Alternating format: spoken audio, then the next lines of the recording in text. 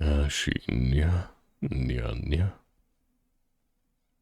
Hi, I love you too. How are you doing tonight?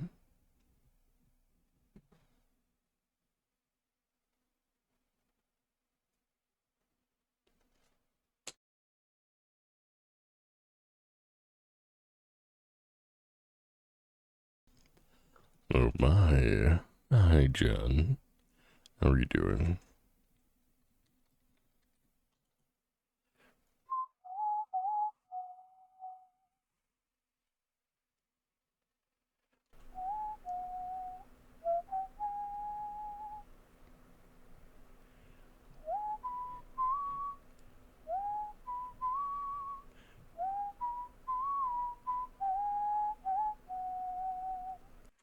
And welcome home, darling. Need to wind down? Well, that's what we're here for. What were you up to?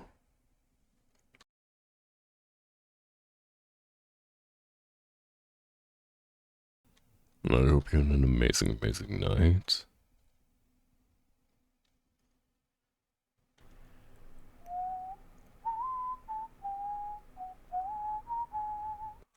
You had a party bus run. Oh my. Hopefully it wasn't too rowdy for you.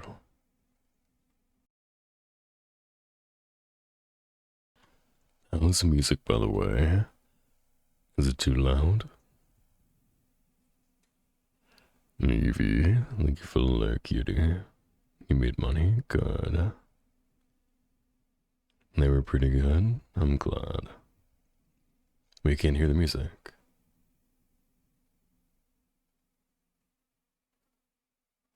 What?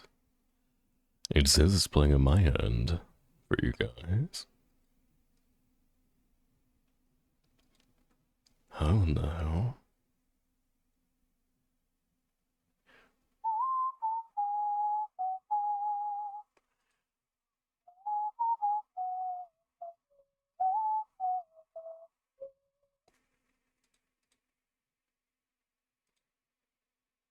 Hmm.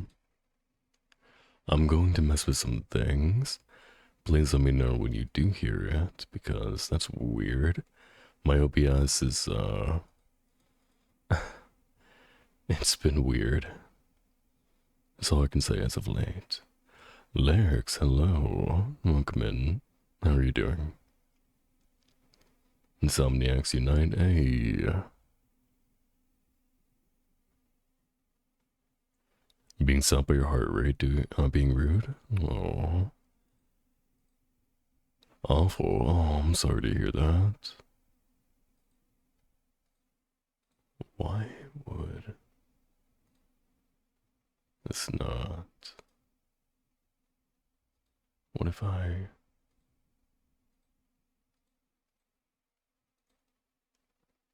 How about now? Were you able to hear it?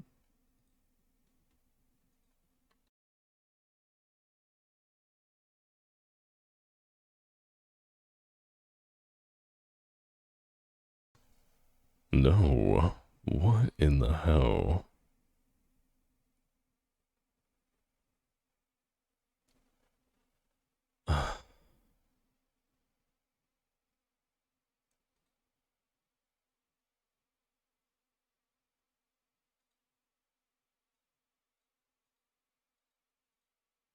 Hmm.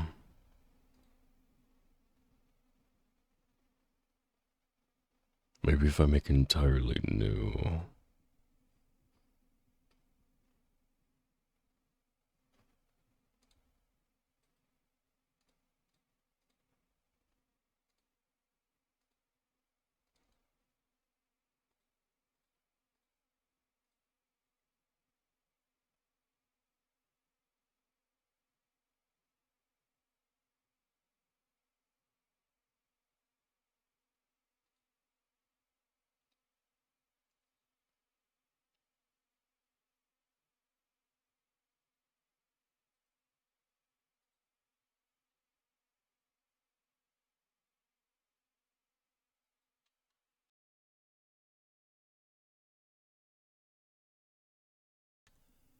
I wonder why. Try turning off in advanced settings, closing advanced, and resetting. Wait, what? Oh, you mean, okay.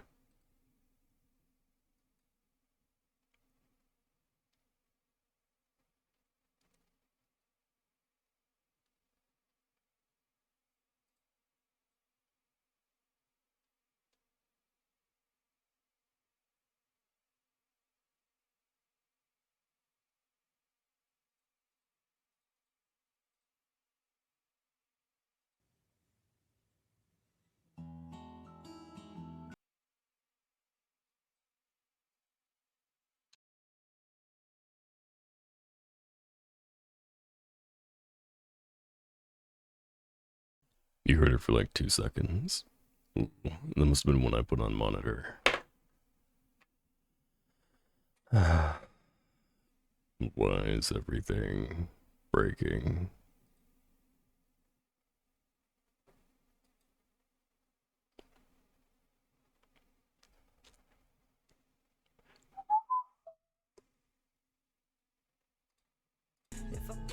Well, how about that?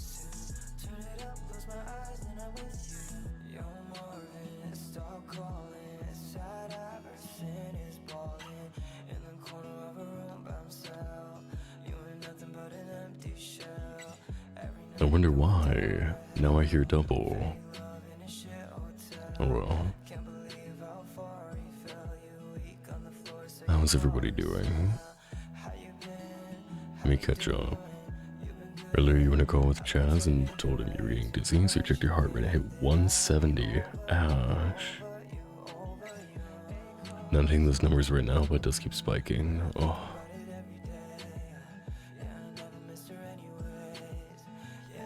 Definitely be careful. Do you have your trumpet or voice meter? They have reset channels on me all the time. No, I do not, no. I updated my OBS just to see if that would help with all of my settings getting fucked.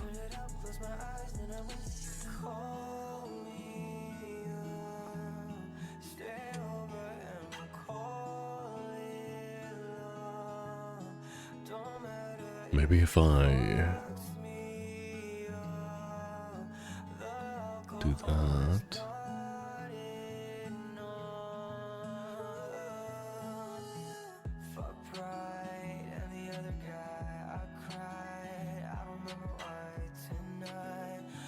You're a bit dizzy and your hands are a bit numb, but hopefully it'll go away once you sleep. You're just working cleaning your dorm while you have the motivation. Ash, I don't think now's a good time for you to be cleaning. I think you should be resting.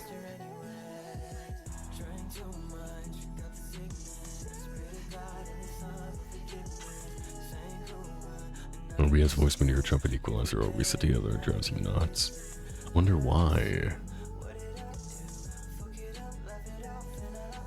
I've never had that issue.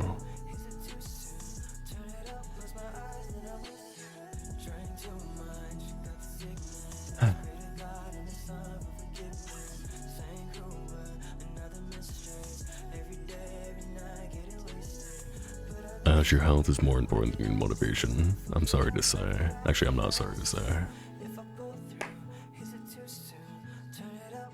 Audio. What if I...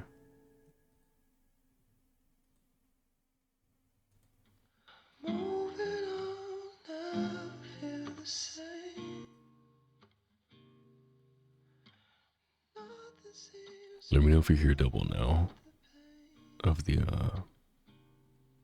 music.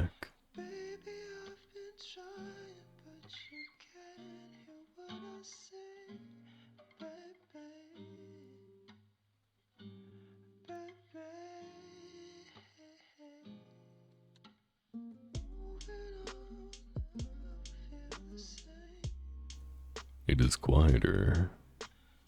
You keep in contact with the friend on campus to make sure you're not getting worse. Okay. Ash, I love you, but I worry about your health.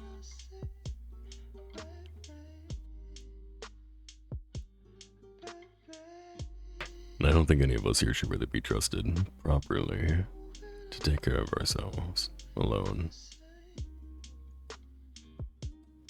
Yeah, that would be why I'm worried.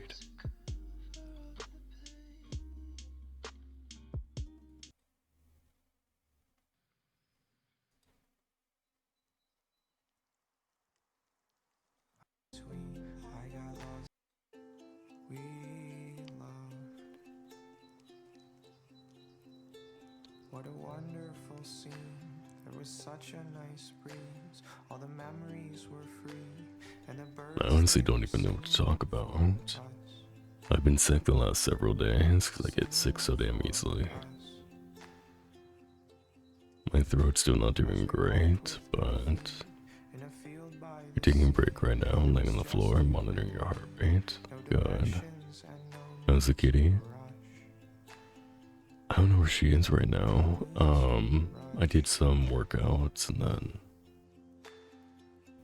I crawled back into bed and she came up to me and just laid down. I was petting her. I'm like, I don't think I'll be sleeping anytime soon. But she was doing very well. Queen Mumu. Ever made any interesting food lately? So I was supposed to go on a trip and I ended up getting too sick to go, and then weather got in the way. So I've really not had any food in the house until today when I went grocery shopping. I've kind of been living off of like ramen and scraps as best I could.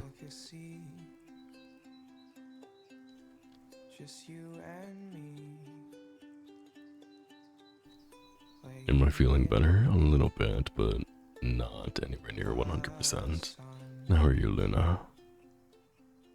What kind of workout? I was doing wall push-ups.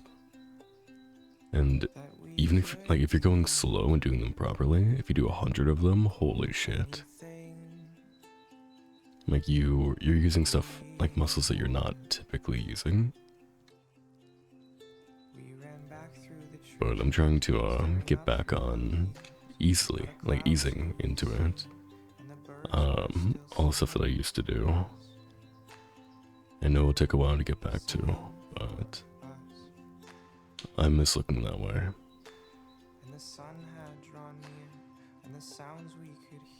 Thank you for the Tamagotchi self-care. I'm doing well and just about to lay down for the night. Oh, sleep well, love. Thank you for coming in. You went to Costco earlier and picked up some ramen and tonkatsu stuff for lunch at work. That's awesome. I hope they're good. Luna, hello. How are you doing, love? I should probably turn off the loud redeems tonight, shouldn't I?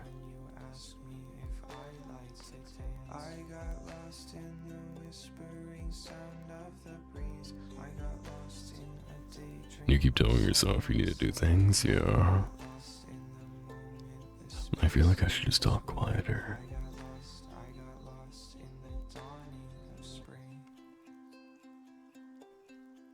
You know, last time I did ASMR, I was told I'm probably one of the only people that when I whisper, my voice gets higher. I think it's because it's just so much easier to be able to talk, because I can just very softly do whatever I need to. What if I go lower? Then half the time people can't fucking hear me, so it doesn't really matter. I think that comes with being more soft-spoken, as loud as I can get, but... Alright, where are the loud redeems?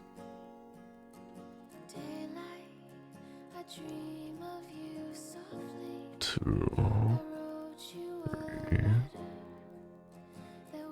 4, 5, 6. I have a lot of loud redeems.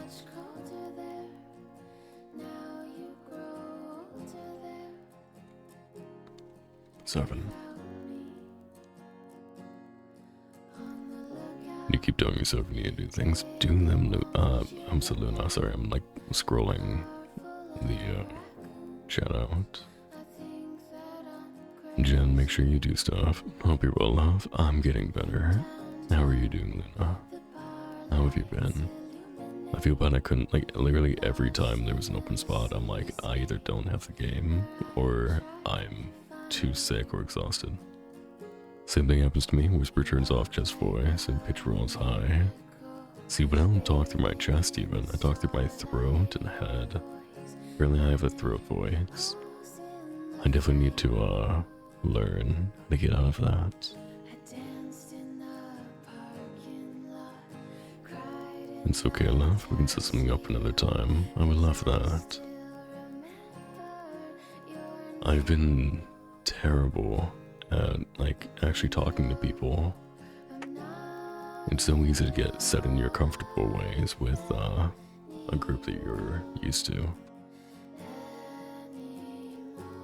For a long time I didn't do any collabs because, or rarely ever, because just streaming alone is so much easier to me. My DMs are always open to you. Thank you. And same goes for you. I definitely need to reach out to people more. I think the biggest issue is like, I assume everybody has gotten this before, but when you don't give enough, apparently, where you're trying to give as much time as you possibly can, as much affection, as much attention, and especially in this community where you're so split, being pulled in every direction possible, you're meeting so many new people, and they're all either wanting time or wanting to get to know you a little bit better. But it's hard to make genuine connections with people now, because as you are, and then you start to like, you have a life, you have friends, you have, I don't even know how to really properly get to it. You don't have to worry, I can work with you. Oh, I just mean in general. But if people are more understanding like that, I think that is amazing, and we need more of that. Everyone seems to be incommunicado lately. Yeah.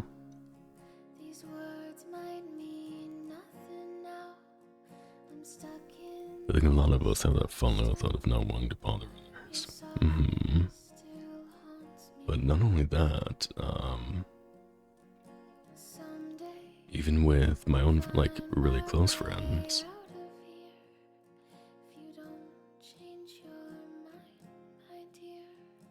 can't sleep either? No. Welcome in, Blackwing. How are you? But, even with my really close friends, I feel like I can't give enough time, because people typically want to do it individually. As you're trying to meet somebody new, you're trying to spend time, and you can play a game, you can talk, watch a movie, do whatever it is that you do to connect with somebody on a deeper level, to become more genuine friends. You typically spend the most time you ever will with a friend, unless like you become everyday super close friends that you talk to all the time. Like I do have some of those, but you'll spend most of your time right at the very beginning as you're learning about each other, as you're getting to know each other, as you're enjoying the company, the new company most. And then as soon as that's gone, because you're both very comfortable, some people, good doggy, Corey. Hi, cutie. How's your day going? Thank you for delving further into limbo. 14 months, holy shit.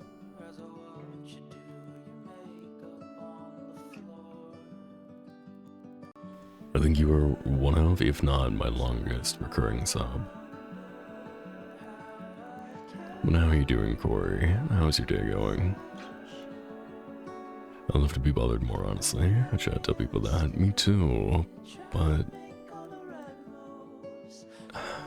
I feel like everybody has this unrealistic expectation of what that can mean. To so many people, it means like, oh, you are free or available. It's like, no, it means I would love to hear from you, but I will get back to you as soon as I possibly can. And as much as I can.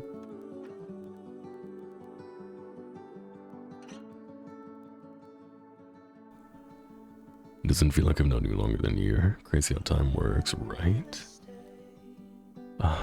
It seems like just yesterday where I hadn't even started streaming. I was just hanging out with a big server and playing Valorant. To be fair, if I could have swapped away from Valorant, I definitely would have, but Valorant is what got me into streaming. It's why I started streaming. It's how I met so many people. And this is what I want, yeah. Like even just a simple, hi, how's your day going? Like, have a small conversation, a small mundane conversation can be the world to people. All of us being neuroatypical and struggling with connection and communication doesn't help, yeah. And I remember talking to people about, oh wait, one moment. It was live and I heard your voice and was like, oh, I need to know who this person is, so I forced me to let me join. Aww. I believe that is called new relationship energy, NRE. Once it settles into comfortability, some people look for the next fix of NRE. I've mostly heard about it in terms of relationships, but it's still what applies to all relationships. We read into everything, and the delay in responses can be interpreted as total disinterest, yeah.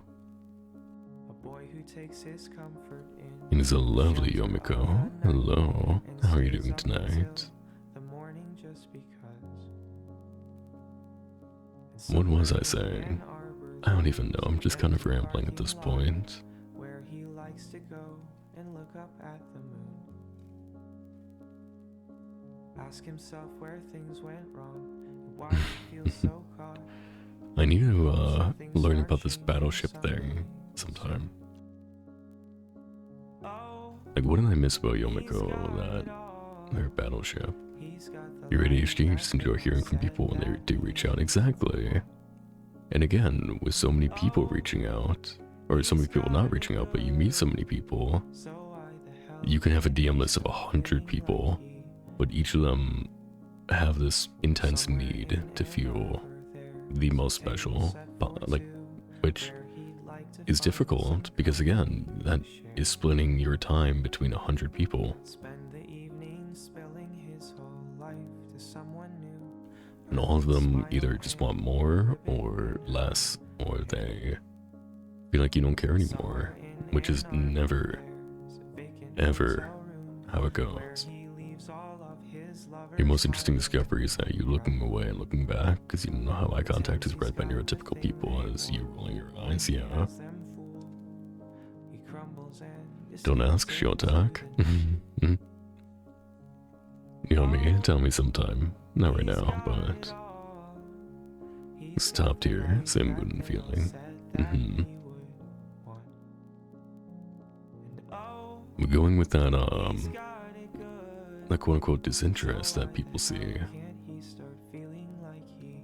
I think, once you are comfortable with somebody, where this may be a little bit too much information about me, but I'm on the autism spectrum. Jesus, I can't talk. And growing up, you don't typically get taught, especially if they catch it quite late. You don't get taught how to adapt to people, so you learn on your own. I was diagnosed when I was, I think, 13 or 14. But the world does not adapt to you. The world does not change for you when you are not, like, nonverbal, or when you're not, like, on a, I guess, a different part of the spectrum that is much more intense.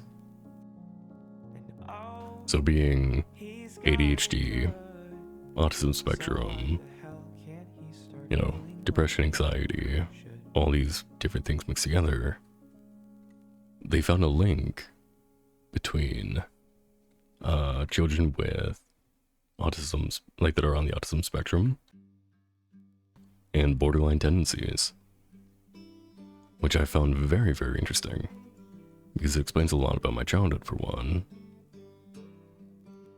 But I used to be super, super monotone, like more so than I am now. And with that monotone, people would think I was always pissed or sad. To be fair, I usually was sad, but I had terrible insomnia since I was very young. And it was just mainly me being exhausted. I had like permanent purple bags, which took years and years to finally go like almost all the way away. People seem to feel that when you are on autism spectrum, like this is not like other people's fault, it's just that they don't understand. When you talk more monotone and you get comfortable, as Jen was saying with the NRE, you feel like you're giving so much affection or attention. But because it's what that person is used to, they expect more, they expect what they used to have. You can give everything. Most people don't know I was engaged at one point. You can give all of your being to somebody, all of your time, attention, everything. And people will not understand that that is what you're doing, because it's not what a neurotypical or what somebody who's not on the spectrum is used to or expecting. It's very hard to put into words to make somebody understand. Hi, princess, what are you doing? Come here. Yeah, hi. You shut down in groups sometimes, even if you're comfortable with everybody in the group. Even a voice is happening at once fucks you up. Yeah, overstimulation and like ADHD. It's like when you're an empath, you can get so drained as an empath that you have sociopathic tendencies. Like you would think being an extrovert and having, you know, a hyperactive disorder or like an attention deficit disorder, you would think that would help you in these scenarios, but no. Avoiding attachment plus ADD, new friendships exciting, is this existing ones harder to maintain? Yeah.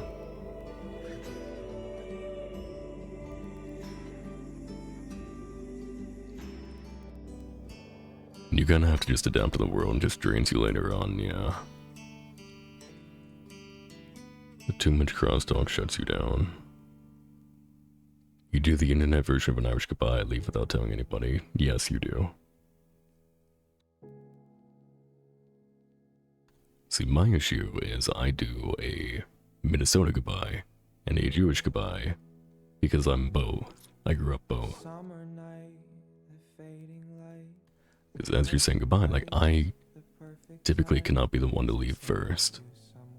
And streaming has helped me a lot with that, but if I'm hanging out with somebody or I'm getting to know somebody one-on-one, I have spent an extra 2 hours and been late to things because I could not say goodbye. I was like, I literally cannot be the first one to go.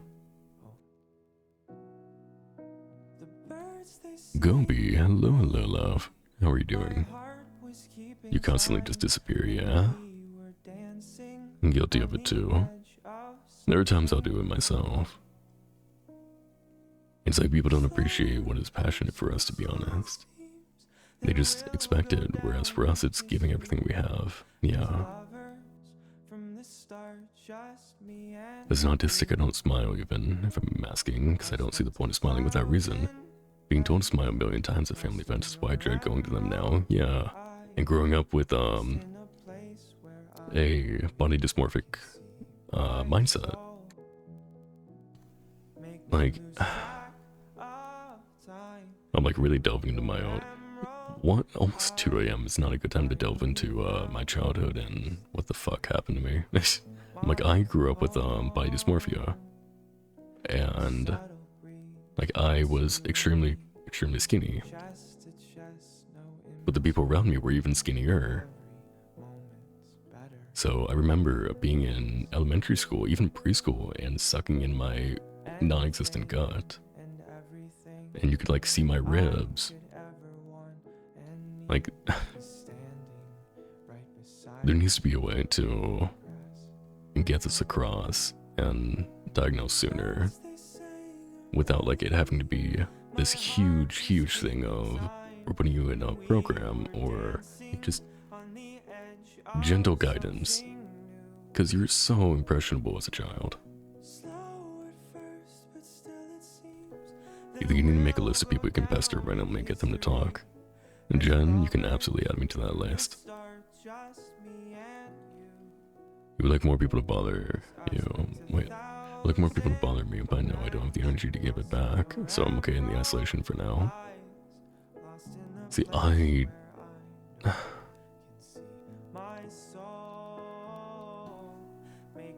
don't know. Like, there are times where I won't respond to somebody because I don't know how to respond. But typically, like, that's during a conversation. I was told this lately, where I quite literally talked to a therapist about this, of like, am I in the wrong for this? And they're like, no, not at all. It's totally a communication style where you think the conversation is over. You don't know how to respond. There's nothing to respond to. And they just want some sort of acknowledgement of like, yes, I understand what you just said, or I heard you. But I don't see the point of doing that. Sometimes a conversation just dies, and that's okay. It may be socially awkward sometimes, but I love seeing people randomly hit me up, yeah. Especially when they were like, I miss you. I'm like, let's fucking do something then. I'm more than happy to. Dealing with some anxiety, but honestly, this little stream is kind of helping. Aww. Well, we're happy to have you here, Gobi. That makes sense. You also try to make it clear I won't get offended if that's the answer. I really know you don't have the spoons right now, then for someone to go negative spoons. What is spoons? What are spoons? I keep seeing it, but I'm so behind. Like, I was told it's something about social battery, pretty much. But why? Why spoons? I can't, like... You grew up in a family that hugs goodbye, so when there's people at family events you'd rather not hug. You're like, ugh. Do I hug them or do I hug nobody? Or do I just try to subtly hug only the people I want to? I hug the people I want to. I'll hug the people I'm closer to. If somebody hugs me, I'll hug them back. But ultimately, I'm not a huge hugger, so... 2 a.m. is the best time for long, deep conversations, not into my childhood or psyche. My family used to always say I was such a serious child, never smiled. He was a baby.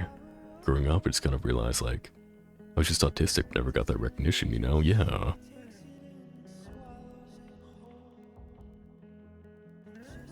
Like, I had to sit different members of my family down lately and make them listen of, this is how I was affected by this as a child. They're like, you're just making an excuse. I'm like, that's not an excuse. This is not an argument. This is what happened.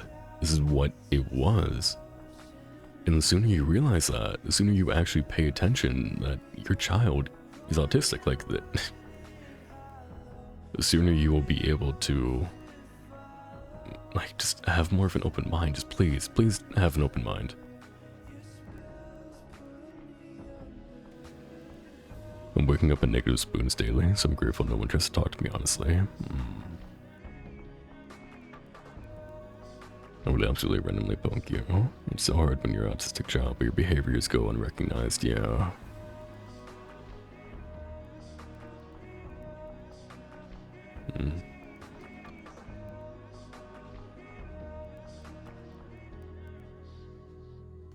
You learn you're on this, wait. Yeah. And learn I was on the spectrum until I was 20. I was luckily still, like, barely a teenager. Like, I had just turned 14, 15. And really all that happened was that, like, we were given a DVD. And that was it. Like, this is how you... Like, it was called Asperger's at that point, which... I spoke on it a little bit, but Asperger's was a fine name. It's all a spectrum. Everything is a fucking spectrum. It doesn't matter. Having the specificity of Asperger's is a lot more helpful because nobody will fit the mold perfectly. There will always be exceptions and outliers.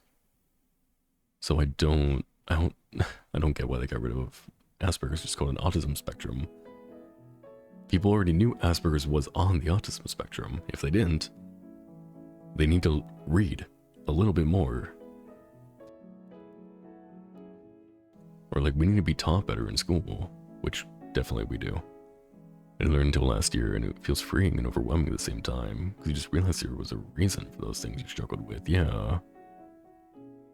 Like, when you look back, especially, you know, at 2 a.m., you're like, oh, okay.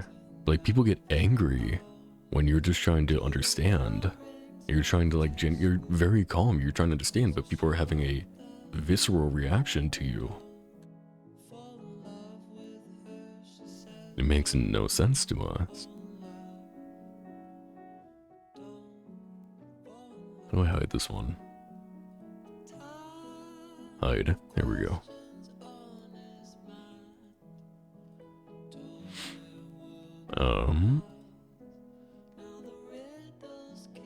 You had to learn to quit saying okay to people. They don't handle it well. Now you just say interesting. I had to stop saying K. Just K. I say alright more than okay now. You look back at your childhood and you see the signs that were missed, and you're like, how did nobody notice? Because nobody pays attention. They just think you're weird. It's stupid. Spoon theory. No one knows why it's spoons. The spoons are arbitrary. I'm not sure why spoons was the initial reference, but I've also seen marbles or sticks or whatever. That makes no sense. It's a basic counting device and energy levels. Where you're telling me it could be anything. Fingers. 1 to 10. Give me a number. Why no spoons? Definition: spoon theory is a metaphor describing the amount of physical and or mental energy that a person has available for daily activities and tasks, and how it can become limited. Okay, why spoons? I'm hyper fixated now on spoon. Like, why a spoon? Side note though, about that definition. Each person requires a different amount of mental energy. And whatever mental capacity you have in that moment, there are some people you can't talk to for a while. As much as you want to. They can be your, like, one of your best friends, but I have people that I can't talk to every day. And that can be offensive to some people. And I'm like, I'm sorry, but I quite literally cannot. Like, I don't have the mental energy to do it. It's not because, like, they did anything bad. It's just, like, an energy they give off. You used to be super affectionate, but you kind of got judged for it, so now you feel like you're so overly careful with things to others. Yeah, we're always walking on eggshells, Gobi. It's really eye-opening, but kind of difficult to deal with at the same time.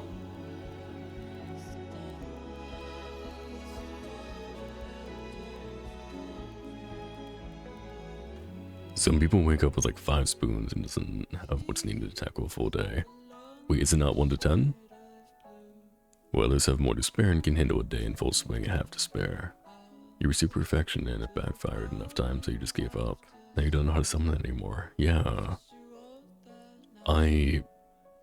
So, the main times I can give affection, like the most affection I possibly can, would be a relationship. But then it goes back to the NRE, and I believe that's what it was, right? New relationship energy, yeah. And giving, or feeling like I'm giving my all, and feeling like completely happy, but the other person doesn't see it. Because again, you can't get that across when you're on the spectrum, apparently. And I'm just here like, I don't know how to do better for that. It's fascinating to me, but it's very saddening. Your little brother was diagnosed with Asperger's very young. You've had a very...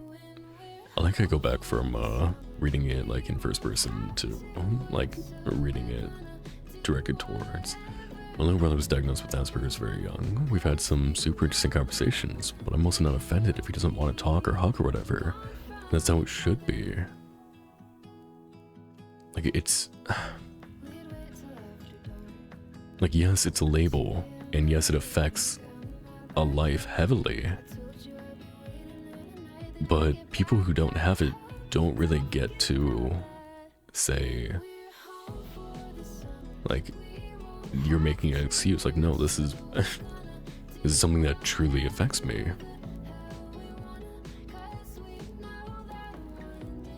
I sure would not talk about my special interests because I get excited. As a kid, I was told by someone that nobody would ever care what I was talking about, and it manifested into lifelong anxiety from such a young age. Oh yeah.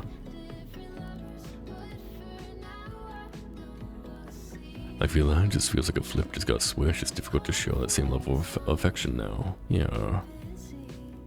Then what constitutes a spoon is individual as well.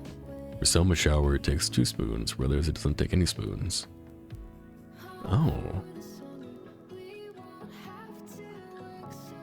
We cancel Asperger's for the namesake of the man who names it, holding some very destructive social bigotry, as far as I know. Now we need to look into this. I did not know that either. When I was little, only male at birth individuals could have autism. Really? Same with ADHD. Yeah, that ADHD I do, because they never fucking checked. People get so overlooked when it comes to neurodivergency, just because their symptoms aren't typical. Yeah. We wake up with X amount of energy. So the music turning off really, threw me.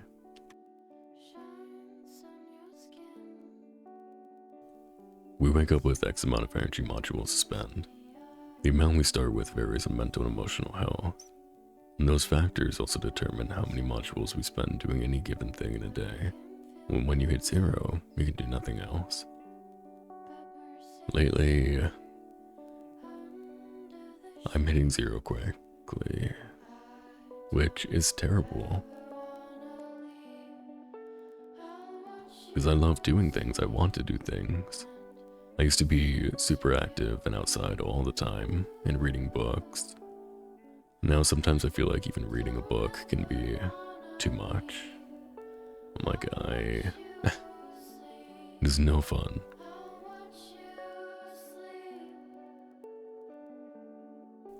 Your friends are energy sinks, sources, or neutral. You love your neutral source friends, especially if it's mutual sourcing, yeah. Boys with ADHD tend to be more outwardly hyperactive, like being disruptive and moving around a lot, whereas girls tend to be inwardly distracted and daydream a lot, things like that, which is harder to recognize. So I had both. I was diagnosed with ADHD when I was very, very young. I was diagnosed with ADHD around the same time as I was with depression and anxiety, which was about 5 years old. I got hit hard. NRE is discussed more so in kink and poly communities. To be fair though, a lot of things discussed in kink and poly, like, you know, polygamous or polyamory communities should be discussed more openly. So many things in a kink community are completely normal and definitely need to, like, be a part of what we talk about all the time. Who's to know if your soul will fade at all? The one you told to fool the world. You lost your self-esteem along the way. Master Tricon, hello, welcome in Raiders. For anybody that doesn't know me, I am Nephistopheles. I am a Dark Nephilim VTuber from a fractured piece of limbo, and decided to turn into something a little bit more. I'm having trouble sleeping, so I just want to do it just chatting. How are you? How was stream? What were you doing? I'm gonna have to scroll back to make sure I don't lose chat, but...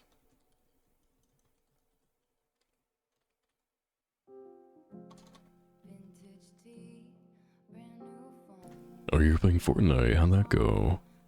Completely random, what's your raid alert song? It is Fake It by Seether. It's a great song, but it has some problematic words in it, so I can't play any more than that anyway.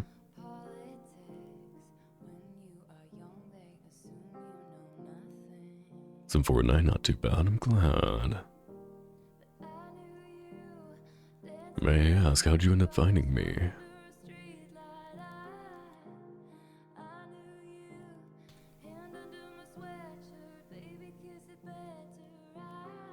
Oh, the diagnostic criteria based on how it presents in boys, yeah. Which... that just goes back to boys will be boys, because at that point, it was, you know, violence and running around, and ADHD was typically undiagnosed or... troubling, we'll say. Not sure, it might have been a raid, or maybe I saw you in a chat. Quite possibly. Well, thank you for the recommendation. I appreciate it. Best raids for friends, possibly my friend Raccoon Slut. Oh, wait, where do I know Raccoon Slut from? I know them from somebody's chat. It wouldn't be Panic. It wouldn't be Monk? I don't know, but I know Raccoon Slut. Because I remember telling them that I read their name wrong. And they're like, no, you definitely read it right. App Crew maybe? I don't know them. I'm not quite sure.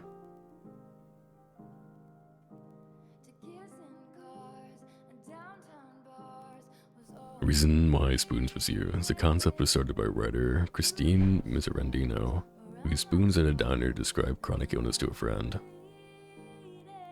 That's not a good enough reason to me. I will be perfectly honest, it is not a good enough reason. Hans Asperger was an Austrian. Evil 40's German, if I remember correctly. Ah. Wake up, shower, eat, go to work, get home, 0 spoons. Good luck working out, reading a book, streaming, etc. Why I never stream. Yeah. That just reminds me of college and, well, high school. Like, the only times I had time off was either if I was extremely sick or I fucking quit. Like, like I was constantly just saving up money and working all the time, and it sucked. I burnt out so many times, and I just kept pushing through. To the point of I became scared to go back into the workforce at one point. Like, I felt so uncomfortable with even the prospect of finding another job.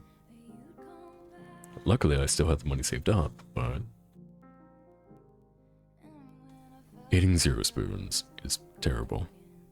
And burnout is too real. We live in such a white knuckle society, I can't stand it.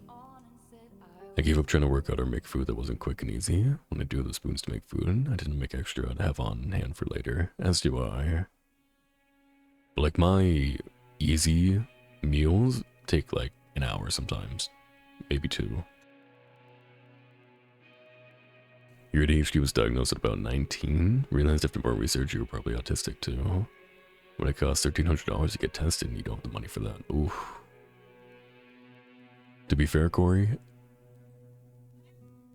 I can't properly diagnose you, but knowing you as long as I have and being on the spectrum myself, I can 99% say you are. Even if it's only mild. Because like I count as mild and high functioning. Well, they absolutely should. Many of the things discussed for healthy poly relationships apply to all relationships. But I know so many people that won't even consider it because it's not mono. They aren't willing to consider it. Like I am monogamous myself. But like I've been exposed to so many different kink communities that I'm just not affected by things anymore, so I can like easily go into like different conversations and be like, yeah, this is totally normal. This is a fascinating conversation to me.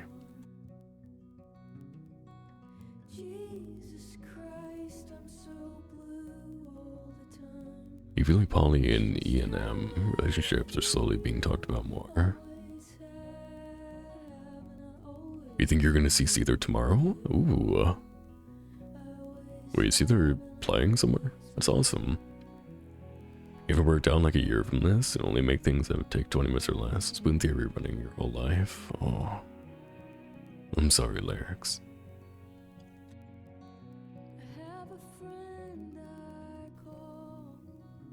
Slowly, especially as more and more comes to light. Yeah. Dark Ryatachi, hello. Not lewd? What's not lewd? Maybe just seeing more content about it because you looked into it and your algorithm knows. Possibly. Oh, sorry. I totally forgot. Master Tricon, please go get food, go get water, go get rest, do whatever you need to take care of yourself, and thank you for trusting me with your community. I really do appreciate it.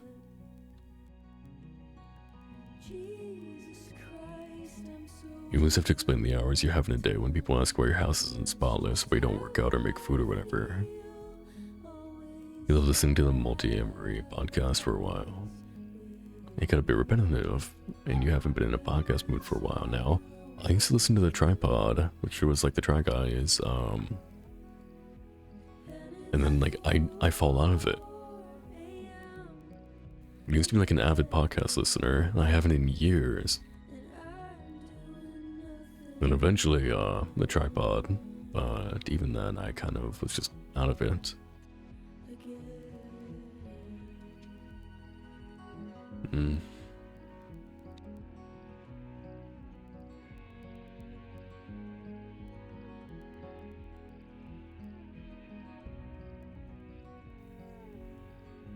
You already went to work? Now have to do laundry? 2 things in one day? Are you insane? Yeah, asinine. When you were in a monogamous relationship with your ex, you were debating asking about something more open, and there was a conversation about it on the radio when they were while you were driving, and he was very vocal about how much he disagreed with it, and people that do that just want to cheat with permission, so he never brought it up. You sound like a peach, absolute sarcasm, yeah. Like, as I said, I am monogamous. But I'm also apparently very flirty, which I was sent to TikTok by a friend, and that's just autism spectrum being nice, being genuine. And apparently people think that comes off as very flirty, so I'm not sure what to say to that, but no, I am monogamous.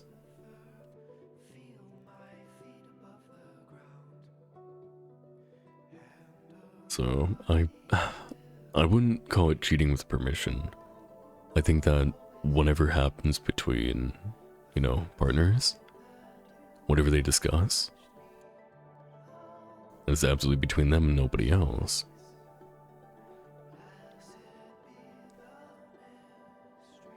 Tacos are your go-to? Plus you can just freeze individual portions. See, I don't like tacos. I wish I did. The amount of times I could have gone to Taco Bell with friends when I was younger, like... I hate tacos, and I especially hate Taco Bell.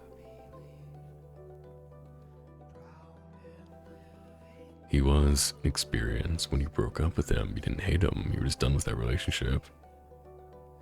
The longer you were out of it, the more you realize how shitty he was. You'll eat an entire bowl of rice for dinner, like minimum 2 times a week. I did that for dinner last night.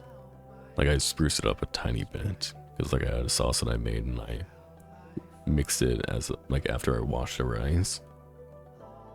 I added some of the sauce, I added a few spices. Then I cooked it, and I added a little bit more of the sauce when it was all cooked. So I kind of had like a bullshit fried rice. Like, I was extremely sick, I didn't want to eat anything, and rice is very plain and simple and easy to get down. And even harder lyrics being vegan, right? Like, I could not imagine.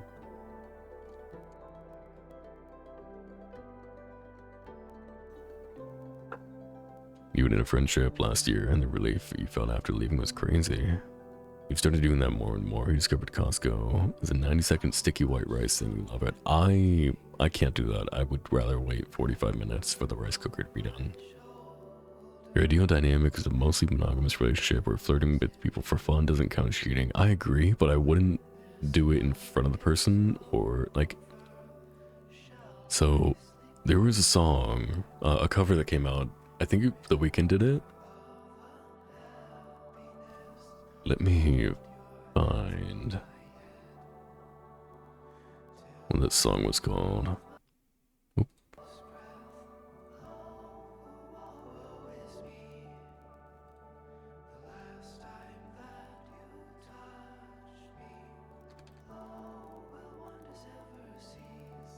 Yeah, it was called Creepin', which I believe is a cover from a sample from blah blah blah blah blah going back. Where it's like, if you're cheating on me, quite literally, just don't let me know. Like, go to a hotel or something, just don't bring it back here. Because my heart can't take it anymore.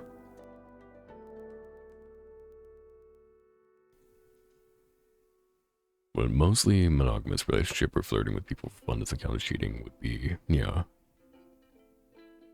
I think there has to be that hard line though. Of this is for fun, nothing more. Cause like I don't know. I don't want to say like I'm jealous, but I'm definitely not jealous. Because obviously like, if you were completely monogamous, you would rather have all of that for yourself, right? From the person that you adore. For you, it depends more so on the communication, attachment style, or attachment type of the relationship. If you're secure, trust in the person, and have good communication, flirting doesn't really bother you. Mostly because you know they have a very flirty personality, yeah. You go through spurts of listening to podcasts or audiobooks. I can't do audiobooks, and I don't know why. I would much rather feel a page and read myself.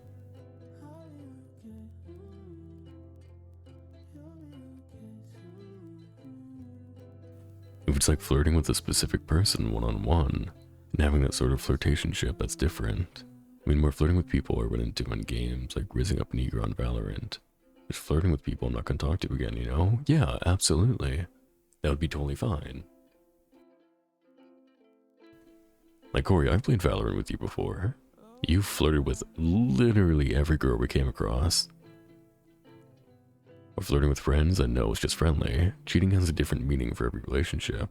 Talking about what you count as cheating is an important early conversation. Absolutely. Sure, you have friends that you're flirting with, but also don't hide that, if that makes sense. The friend you both have a clear understanding that it's not serious flirting, it's just bantering. I'm not sure if that makes sense. It absolutely does, though. Like, I have to let so many people know, like, I'm nice, I come off as very flirty. I can absolutely flirt with you. But I'm demisexual. I'm not going to e-fuck you.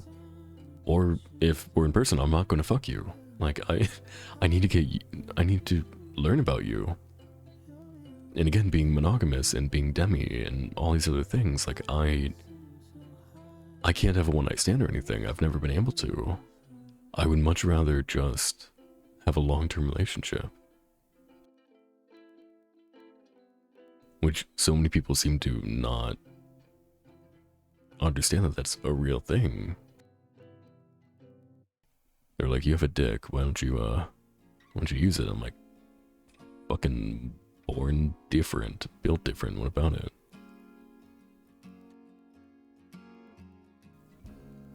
Like, I have to be very comfortable, very, like, I have to have a connection to the person.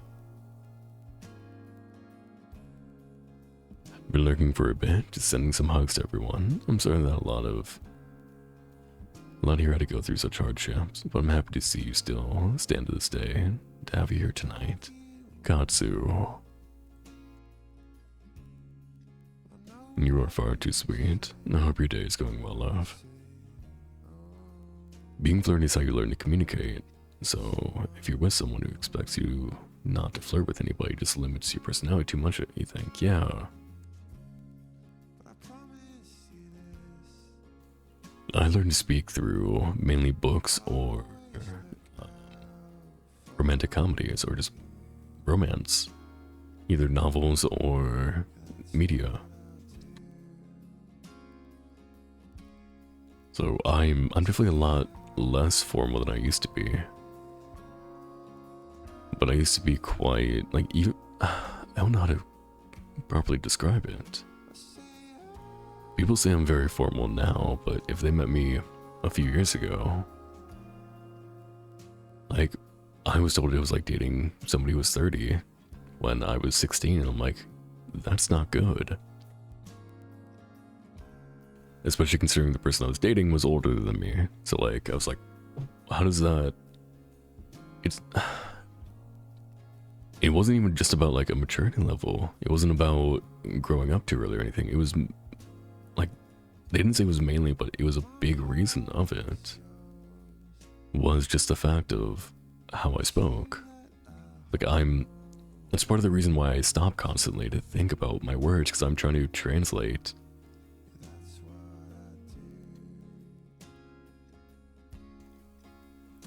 Used to have that line, then your mono demi-heart died, you can't flirt for fun anymore. It's difficult sometimes.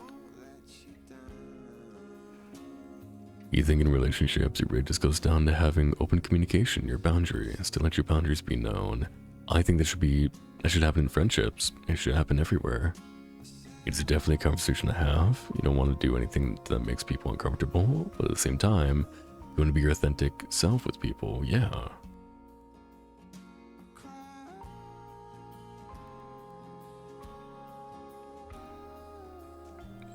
So but in Valorant, I've on multiple occasions asked a dude that's brought up a girlfriend, is your girlfriend single? I did that to my friend Ash. I constantly ask if their dad is single, knowing he's not. Like, it's quite literally just a joke. You're the bottomest bottom to ever bottom IRL. On the mic, you dummy mommy some of the girls you flirt with. See, that's funny to me, Corey. For a whole different reason I won't get into.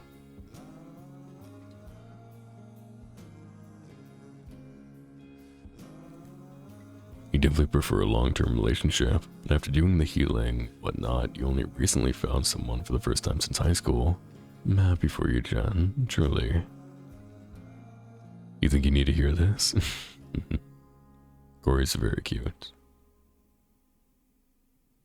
I gotta honestly say, I thought the concept of being demi was the norm in relationships, like liking someone from the emotional connection. Nowadays, no. Actually, I don't know if it ever was. The norm is attraction. It doesn't matter if they are colloquially, or I don't know if I'm using that word right now. I'm too tired. If people are the typical standard of beauty, it doesn't matter. If someone's attractive to you, physically attractive to you, like that, as far back as relationships have happened. That's why there's even the concept of attraction, because it was to procreate, to create something stronger.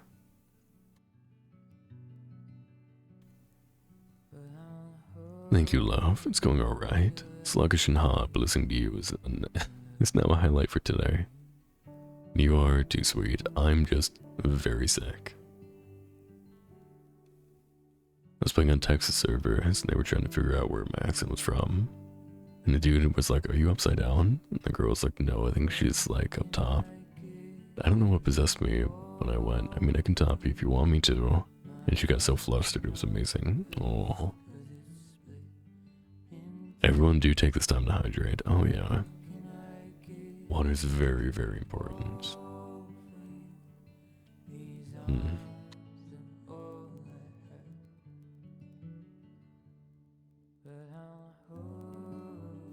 So expertly, your mom to someone the other day. He told me I sounded really familiar, and I was like, yeah, you probably heard my voice coming from your mom's bedroom. Corey, why? Why are you like that?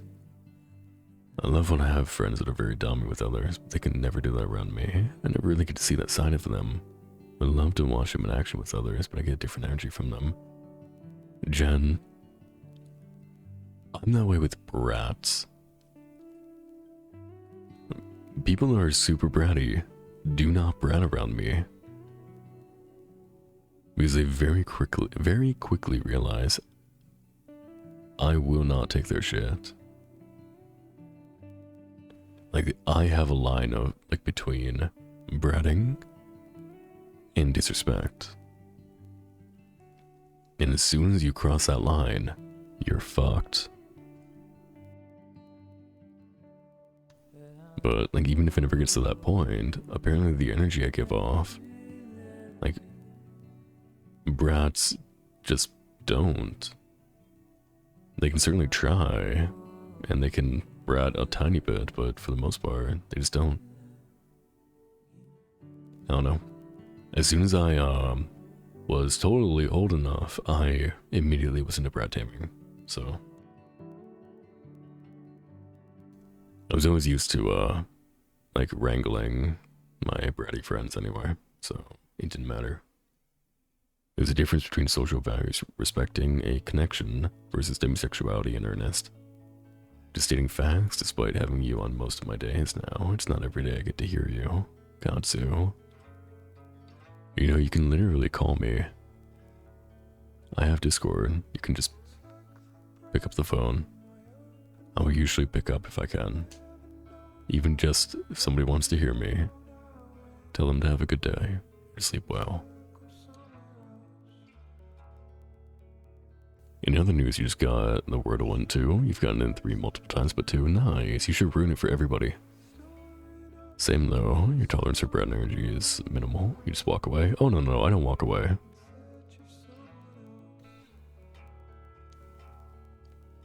You're the brat in the I'm not gonna make this easy for you way, like wriggling and holding your leg shut if someone tries to get your pants off, but you don't understand brats that purposely piss off their dom to get them to punish them.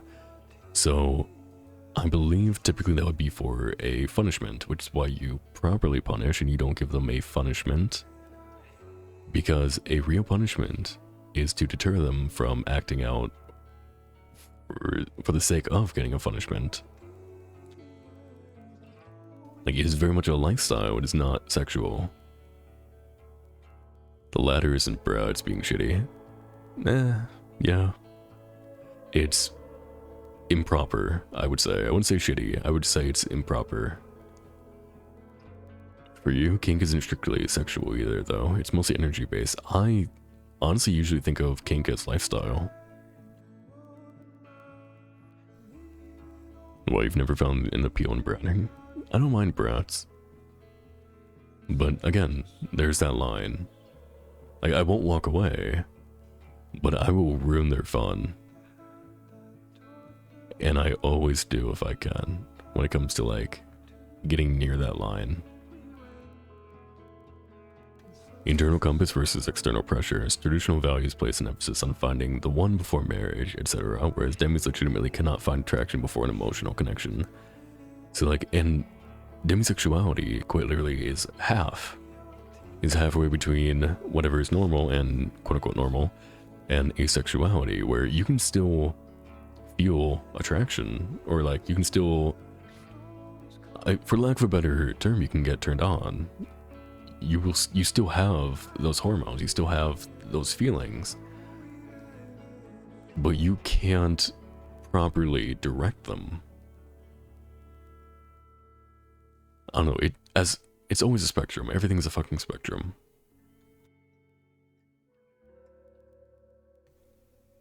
Like, you're supposed to like this person, why are you purposely upsetting them? Yeah.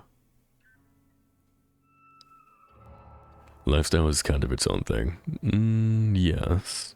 But, like, when I think of kink, kinks can be lifestyle.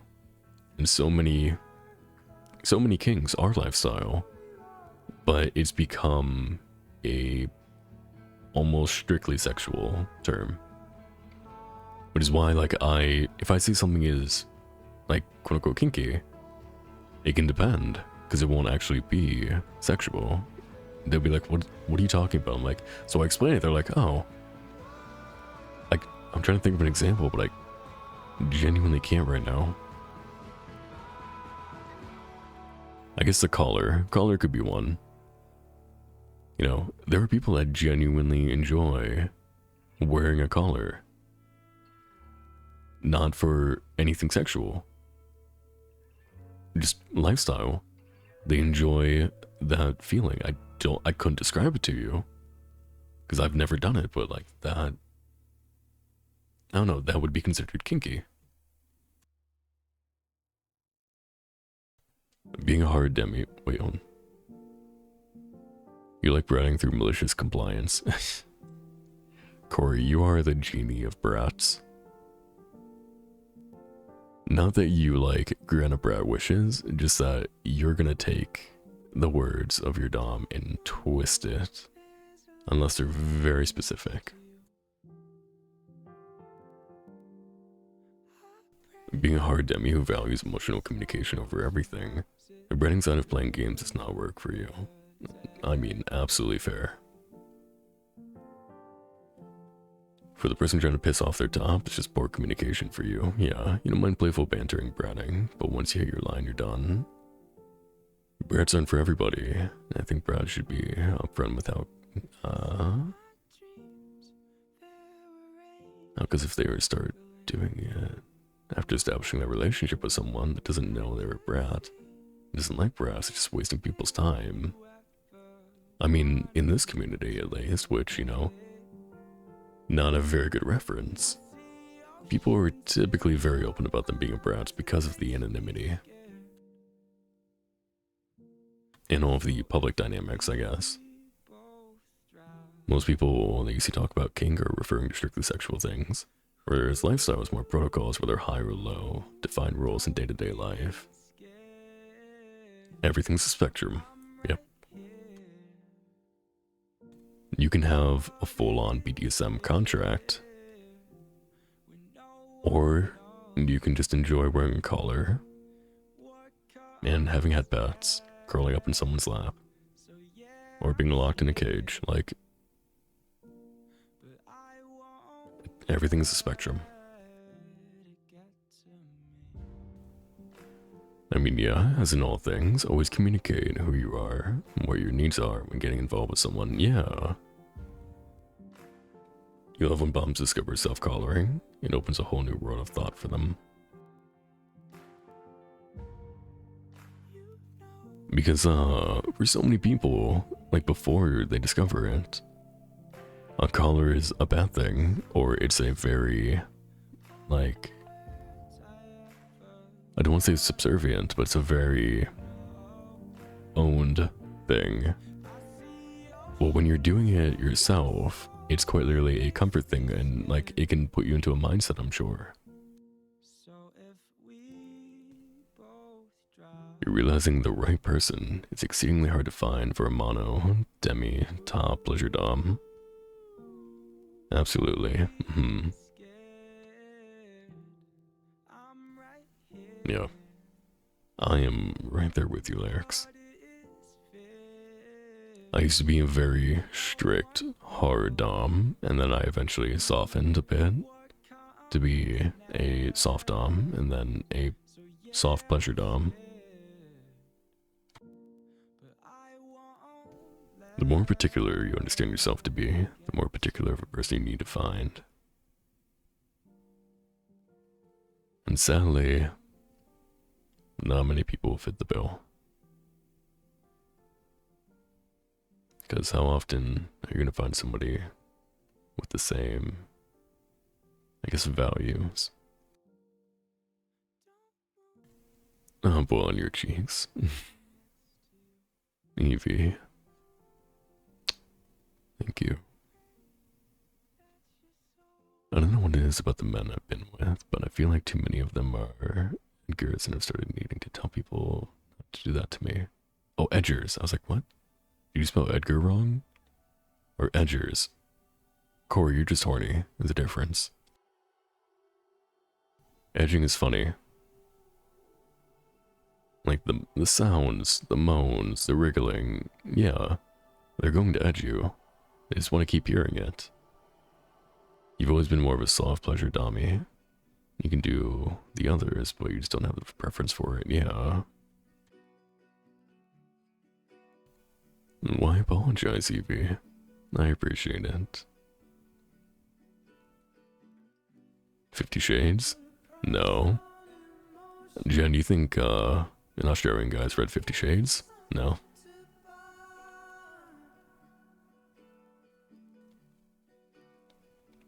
I say that like it's a blanket statement, and yeah.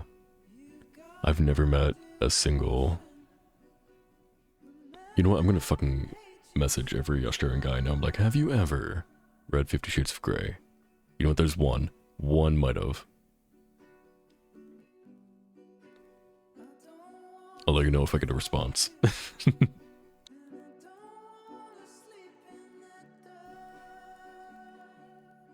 Have you ever read 50 Shades of Grey? Copy. Paste. Paste. Paste.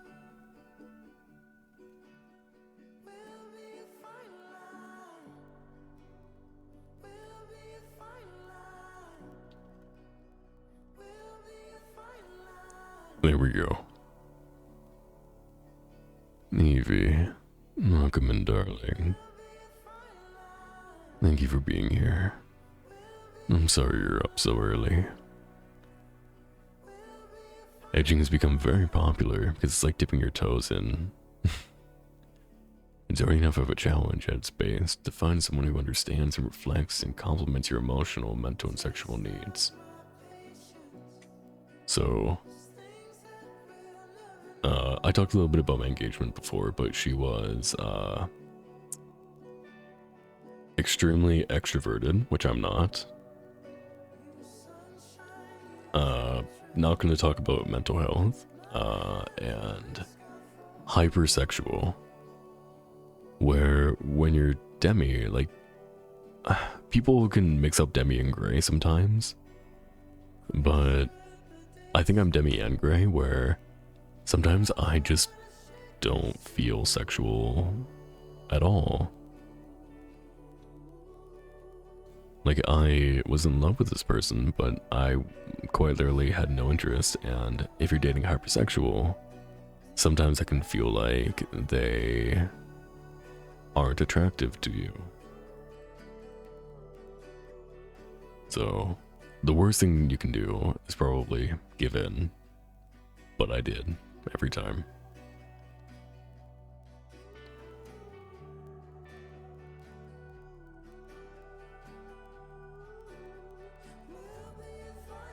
If they edge you, you're gonna get frustrated and not in a fun way. You're gonna associate them with annoying you, and you're not gonna want to do it anymore.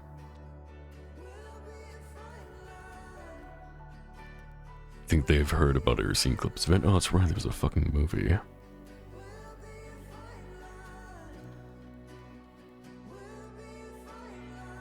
I always forget there was a movie.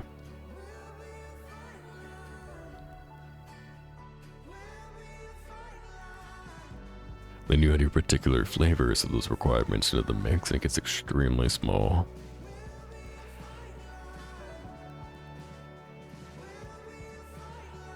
You don't know that many Australian men. You did have a friend in Australia that was in the community, and for what I heard from her, they are aware. Really? Up early, who is? I mean, I'm up early. Oh, so, up what? Evie? I hope the music isn't too loud. I know the song is a bit loud. Australian men are not as great as the internet leads you to believe. The average Aussie man is a mullet and is usually sexist and would rather get drunk with the boys than spend time with you. Men are not as great as romance books and the internet will lead us to believe. Preach. Sometimes you just don't have sexual appetite that day, even with the person you're in love with. Even for men, yeah. Like, okay, listen to me in lyrics. We have a shit ton of testosterone. We're still demi. Like, sometimes we don't want sex, which is a weird concept to people. There are some good ones, but you haven't found a ton of them. Jen, you just call literally all of the men of Australia American rednecks, pretty much. You call them bogans. Jen is confusing you, so you're just gonna sit here and listen to me. Aww. Oh boy. Listening to Neff is a good pastime. I don't know about that one. All good, everything sounds fine. Boom, boom. Listen, Neffy, if you ever need a sleep call, let me know if it helps you sleep. Thank you. I do appreciate that. Sadly, I'm not. I used to do sleep calls all the time to help people sleep. I would read to them. Or, as best as I could, talk to sleep. Or we would just stay up for hours and talk. But sleep calls don't work for me, really. It has to be a very, specific kind of person. I'm sure there are some good ones, only some? Damn.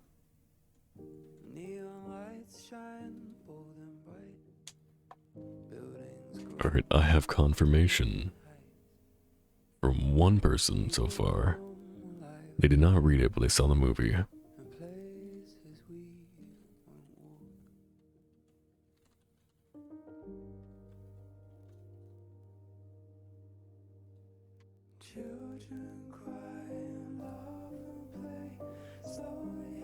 It helps me sleep, so it would have been a win-win. For me, I would just keep you company. I mean, Evie, if you need help sleeping. I can't sleep. Me too, Nick. Well, good morning. Good 3:30 a.m.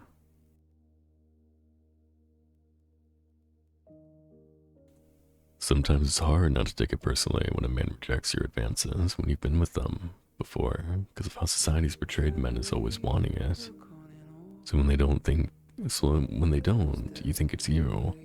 I know logically it's not what it is, but emotions don't listen to logic, yeah.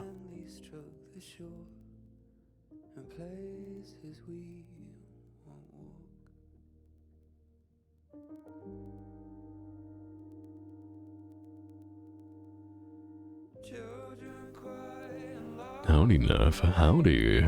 Zed, how are you doing? Welcome in. What are you doing awake? You can't fall asleep with others on the phone. You've only ever found one or two you could do it with. Yeah.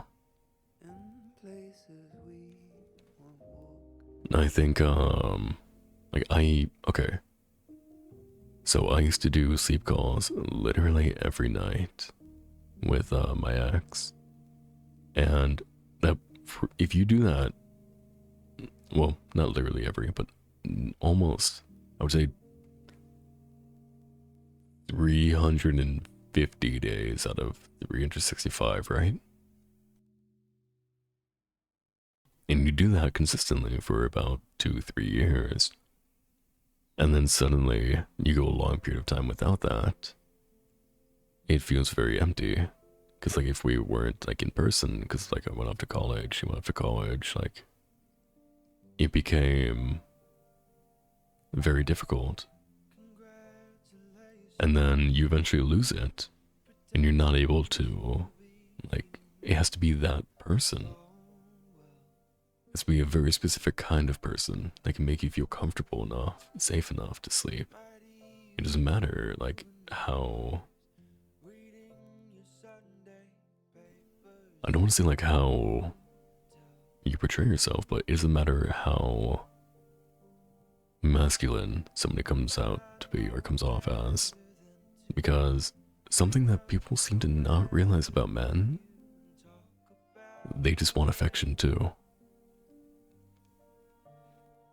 Fucking take his head and put it like in your lap, just stroke his hair. He will melt. I don't care if he's a dom or not.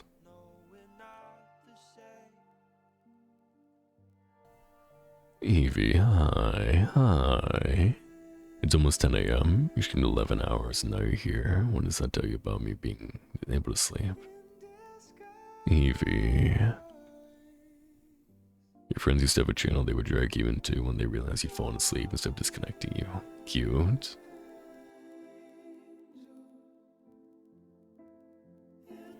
Being the Aussie in an American group of friends meant you being up way past bedtime a lot, so you were always the one passing out, yeah.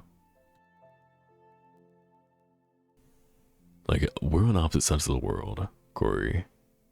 So, like, the amount of times that we can talk, like, I'm typically asleep or working, you're either asleep or working or up way too late and tell me to make you sleep. I'm like, fucking, I wish I could.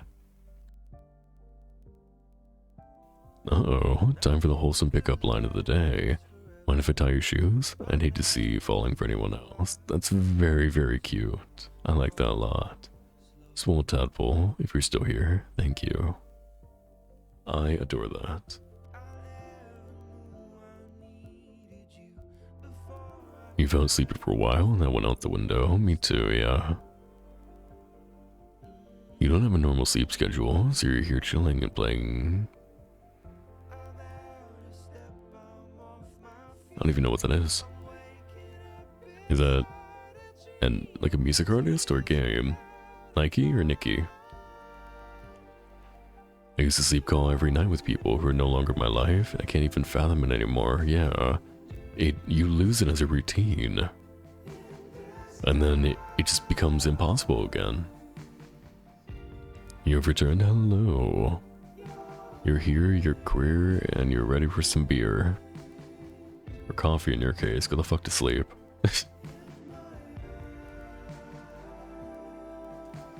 How are you feeling? In my case, sleep calls make me feel safe to know someone's there. If I deal with nightmare or sleep paralysis, it keeps my autophobia in check. I'm a very broken hybrid. Oh, Evie. When in doubt, give them a hug and tell them everything's okay. Easy way to melt anyone masculine.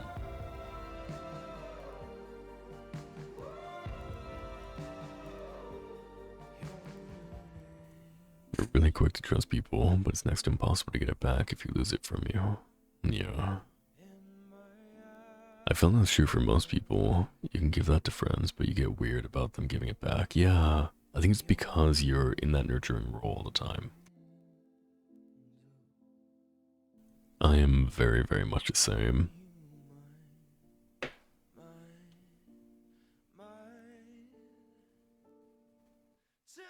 Are we talking about sleep calls? We are. I don't know how we got to sleep calls, but we're at sleep calls. You're definitely a big make me type of person. Yeah, you are. You know what, Corey? We wouldn't have you any other way. It's a game. Nick A. No idea. What's it about? Caffeine isn't helping you get sleepy at the moment? No. Your heart rate's still not great. Ash, rest. We're just right here. I'm so used to being live when it's late for me that my brain is struggling to accept that it's mid-afternoon. Look outside, Corey. It's bright as shit, and you're probably gonna overheat if you go outside.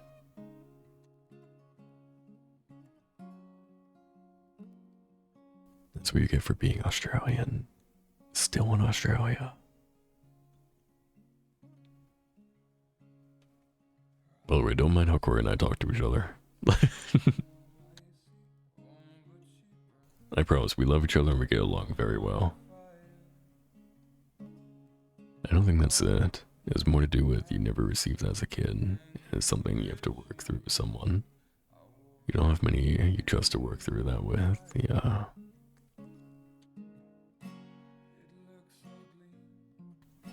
Well, I don't know, for me, I would say it was obviously same as you, ton of childhood stuff, never receiving, grew up too early, blah blah blah.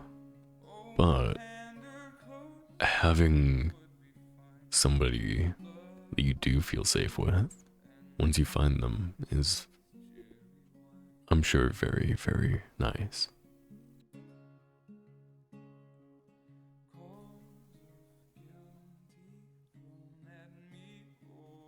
I also think that puts a lot of pressure on somebody. And then it goes back to not wanting to be a bother. Fun fact though, no one wants to sleep call with you. You're always alone and the VC is made for it. Oh, Evie. I think a VC sleep call is a bit more difficult. Well, I used to do Discord sleepovers where we would watch movies and then 3, 4 a.m. we would fall asleep and people would be passing out. So I would just be playing music for a while, talking quietly, and we would just hang out until the last person went to bed. And sometimes I would crawl in before the last person. Some people would leave, some people would stay, and we would just sleep in the VC, but it was specifically made for a sleepover. It was a whole event.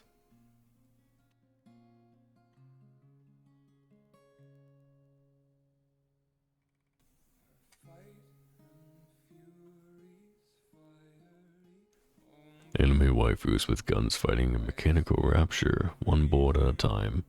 It's also a grindy gacha game. Oh. You know what's that? As long as you enjoy it. You're gonna go with your friend Connor, but he fell asleep on you? Oh. That's cute. It's a cooler day there. Good. Sleepy boy. You miss playing games with Corey? I don't. Fuck Corey. You just get over a cold.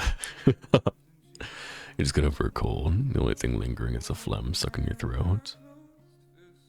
When you finally bring that up, it's going to be so satisfying to breathe fully again. What's it like to breathe properly? I wouldn't know. I have the most stuffy nose always. DM your Discord. Okay, you remember the sleepovers? They were so lovely. Yeah. You're kind of getting used to being lonely again when it comes to sleeping or spending the day.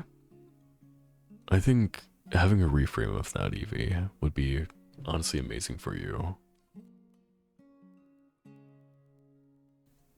No, it's not being lonely or being alone.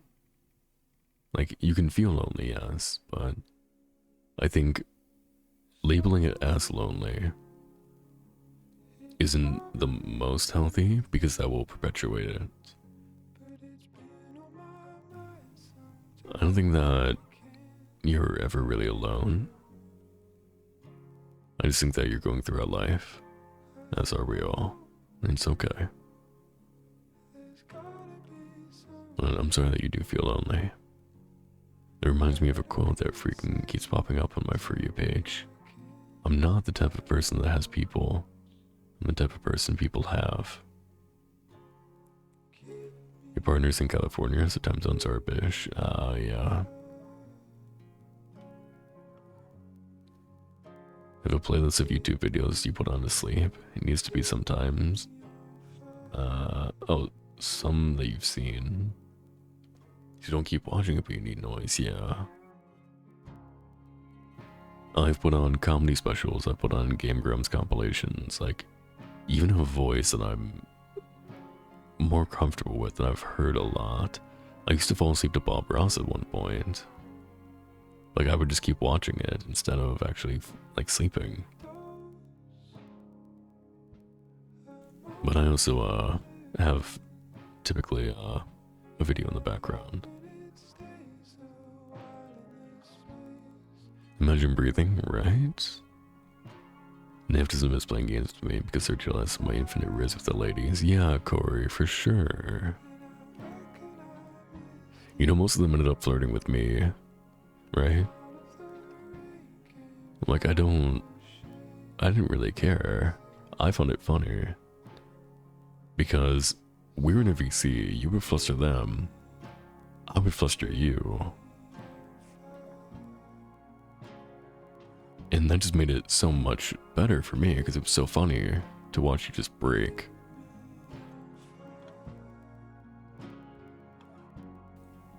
You've been playing Overwatch? Yeah, we moved over to Overwatch. You forget to breathe consistently. I don't forget to breathe, typically. I just have trouble breathing. You were cuddling with a friend last night and he kept calling you out on it because you'd forget and have to take huge breaths. Oh, okay, then yes, I do forget to breathe. I think it's because, okay, Ash, are you a very quiet breather? And do you breathe through your nose typically? Because for me, I'm a very quiet breather if I can. And like, I don't get enough oxygen. So I would have like really, really long, slow inhales, and that was just to get it through.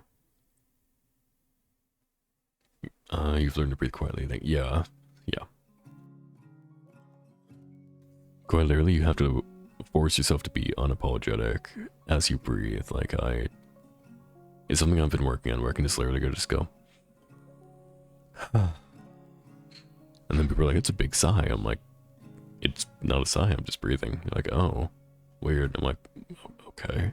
I'm sorry for breathing.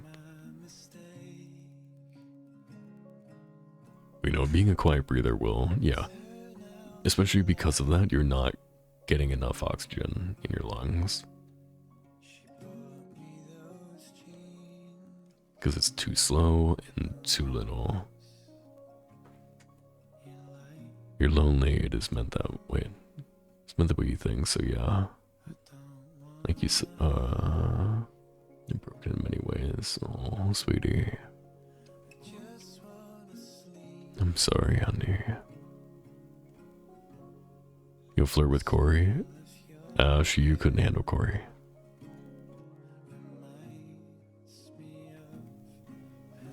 I think it would be funny. I would love to see that, but you couldn't handle Corey. I hate when you realize you've been holding your breath and you just start breathing real hard, like, oops, how long have I been trying to suffocate myself? Yeah. Luckily your body knows. Like, passing out is quite literally your body's way of, like, saying, hey, you need air. Because if you're choking yourself, or you're not breathing, and you pass out, especially like if you're hyperventilating, you're getting too much air.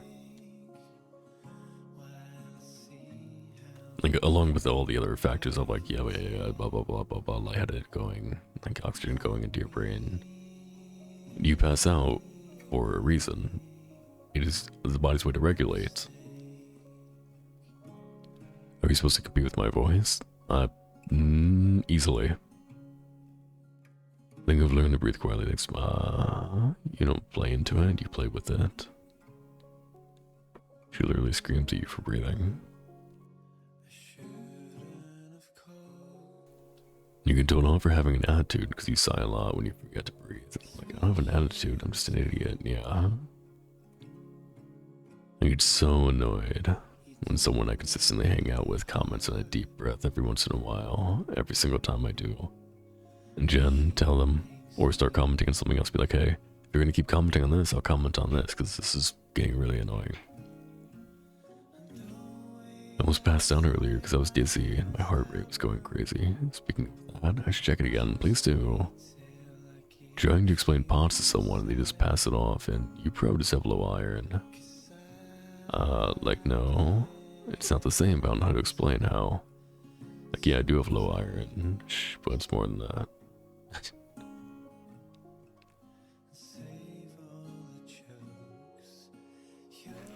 130. I mean, it's lowering, but Ash being up won't help. I would just keep laying down. As someone else who gets this comment, the voice is just an appeal. People quickly move on anyway. Who you are matters more than what you have. Yes. Thank you, Lyrics.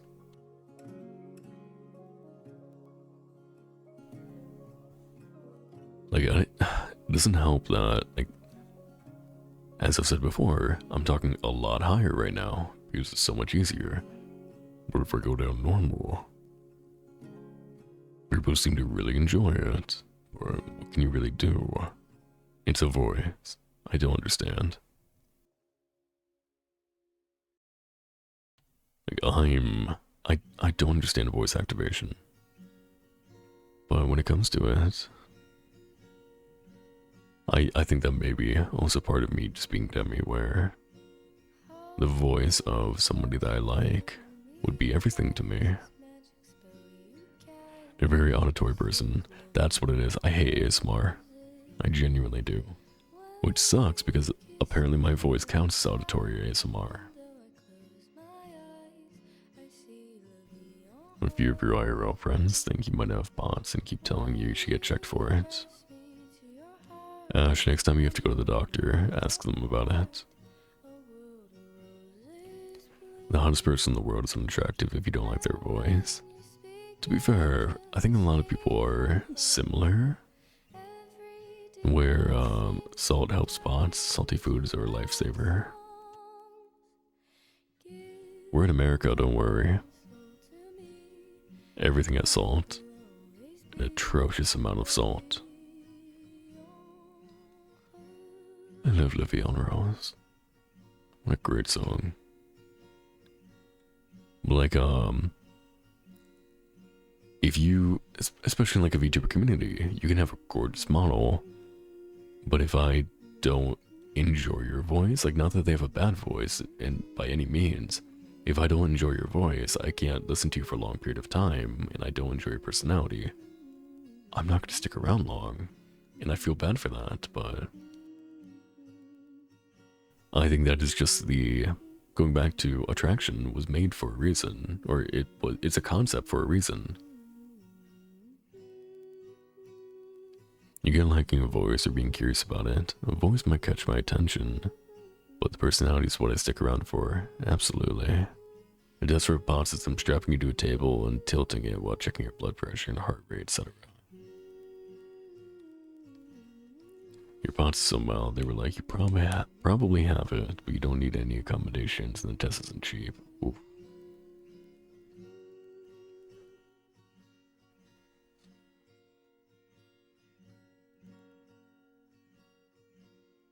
You would think they could just do, you know, a slight blood test, but no.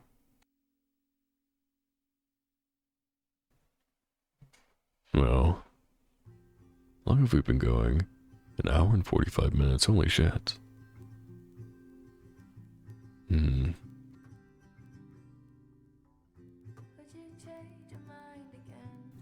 How's everybody doing?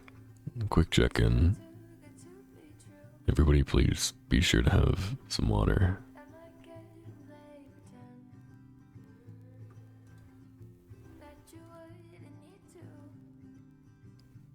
And take care of yourselves, okay? I'll probably head to bed soon enough, but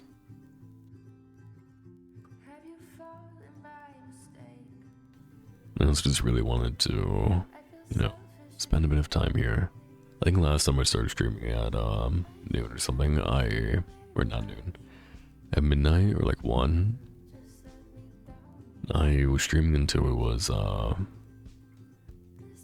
sunrise, and I was watching it get bright outside. I was like, this is weird to me. You want to sleep? Sleep, Nick. I know it's not that easy, and trust me, that's why I'm here, but... Oh, Ash.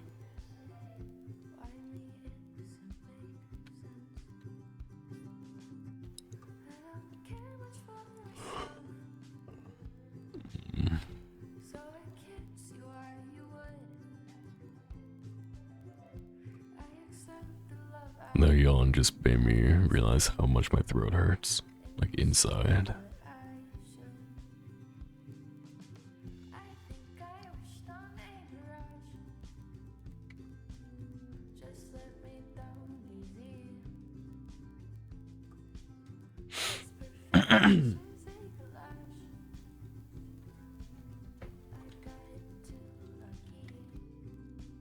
I need some honey and tea. That's what I forgot to pick up. Tea. I'm all out of tea.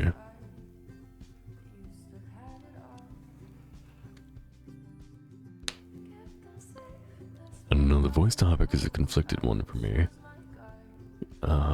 You're definitely voice sensitive, and will quickly move on from a streamer if their voice hits your ears wrong, yeah. But a good voice can be an interpersonal curse. Lost track of the people attracted to my voice quickly moved on anyway, yeah. Like, the amount of times people add somebody to a list of like voices that make my brain go burr, and then like they're active for a little bit, or like they're talking to you and then they disappear one day. It's like, I'm confused, because like looking back at it now, it makes no sense, because like you get used to it. That's why I think streaming is a little bit difficult in that sense, where you can enjoy a voice a lot, but you'll move on, especially if they stream all the time or every day or almost. Because as you're there, and then if you see them in Discord or talk to them outside of stream, it becomes very mundane. Then a voice becomes a voice and you get used to it.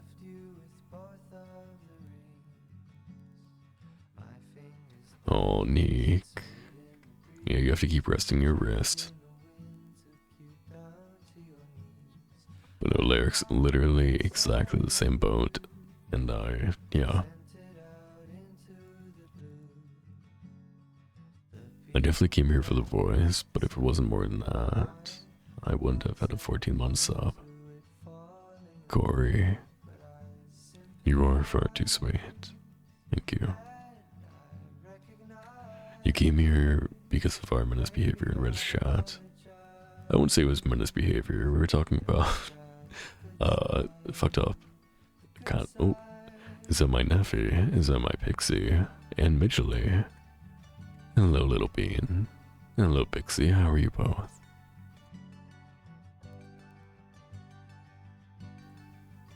I'm sorry, did you not come here together? Because you just came together. You're sick? So am I. Don't worry.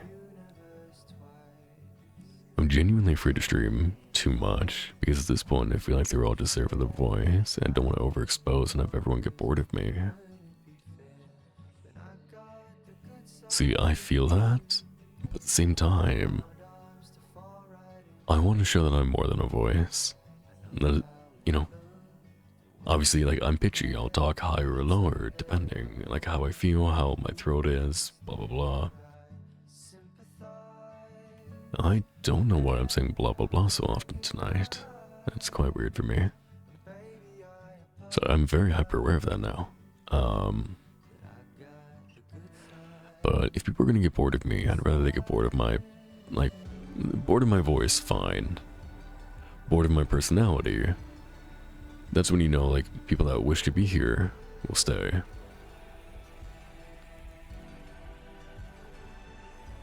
And lyrics, as somebody who does, like, yes, you have a very nice voice, but I enjoy your content. I enjoy the topics that you bring up. I enjoy how you respond to people. Because even in the quiet moments, you'll make a comment that's, like, just fascinating, or even, like, out of left field. Like, you never know what will happen. I think you're genuinely an amazing streamer.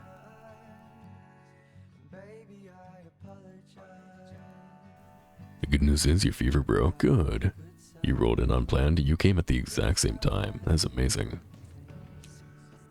I think I heard you mid your stream and heard some positive comments that aligned with what I saw from stream. Now I'm here. Aww. Yeah, it's weird to me that people seem to know who I am. I don't know who people are because I am quite literally a shadow member of the community, but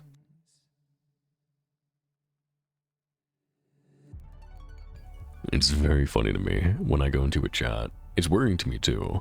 I go into a chat and people are like, Nev, hello. I'm like, who are you? Who are you? Why do you know me? I came in here to get away from all of that. And I don't know. It's funny to me because I'm not a big streamer, and I'm not, like, I don't get around by any means, so it just confuses me. Why is my... Does anybody else hear clicking? Nope, it's gone now. What the fuck?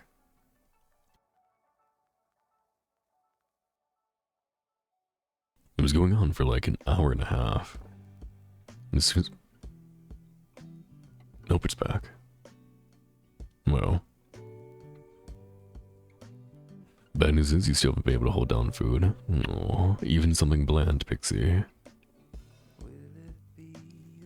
I never understood why people go crazy for certain type of voice range. As someone who does, I don't know either. It goes back to ASMR, which sucks. Having that pretty much like audio, I don't want to say stigma, what do you call it? Stimulation. Having an audio stimulation which will scratch that part of your brain. For some people it can just be everything. I'm a little of a different point of view for me. I feel the voice is all I've got, so I tend to lean on it. Trying to do other things seem to turn people off. I'm sorry to hear that, Sad. That's...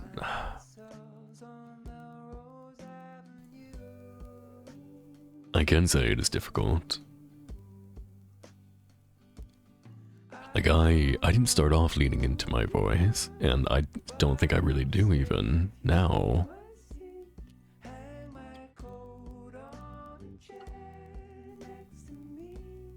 You know how I hate ASMR? Yeah, me too, don't worry.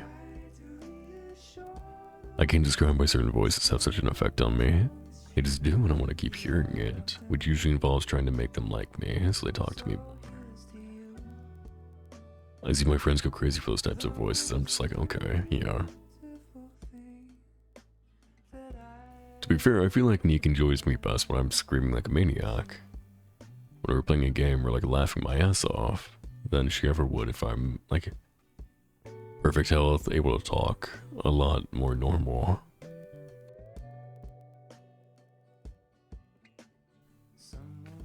I'm gonna head out and make up other grub, get ready for bed, sleep well, Ash.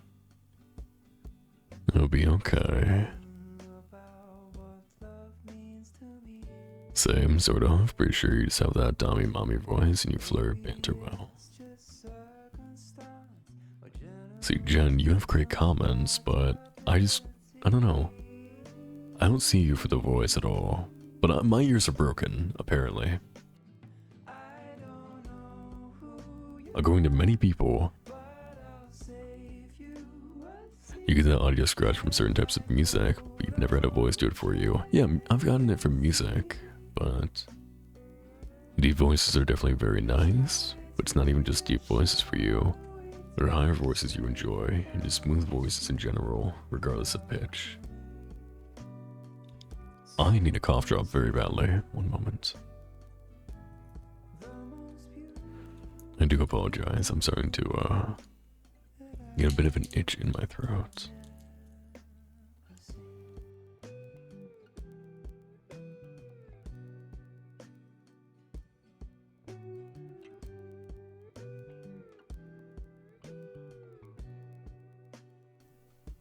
Right, and people did enjoy it when I did the flirty thing, but I'm moving away from it. I've noticed a shift.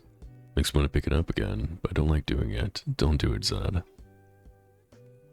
When I moved away from being, like, very lewd, there was definitely a shift, but I want proper interaction. Yes, I can be lewd at times. I can flirt with chat, I can flirt with people. But ultimately, I'm not a lewd-tuber. I don't think I ever could be.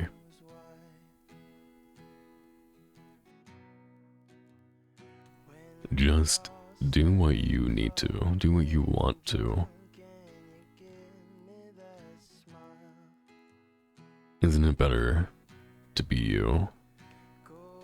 To be comfortable and happy with the content that you make, that you bring, than to have fake content. To have something so that you just don't enjoy doing. We stream to have fun. Sure, we can stream to like hope that it becomes a full-time thing. Like I would love for it to be. But we started for fun. We stream for fun now.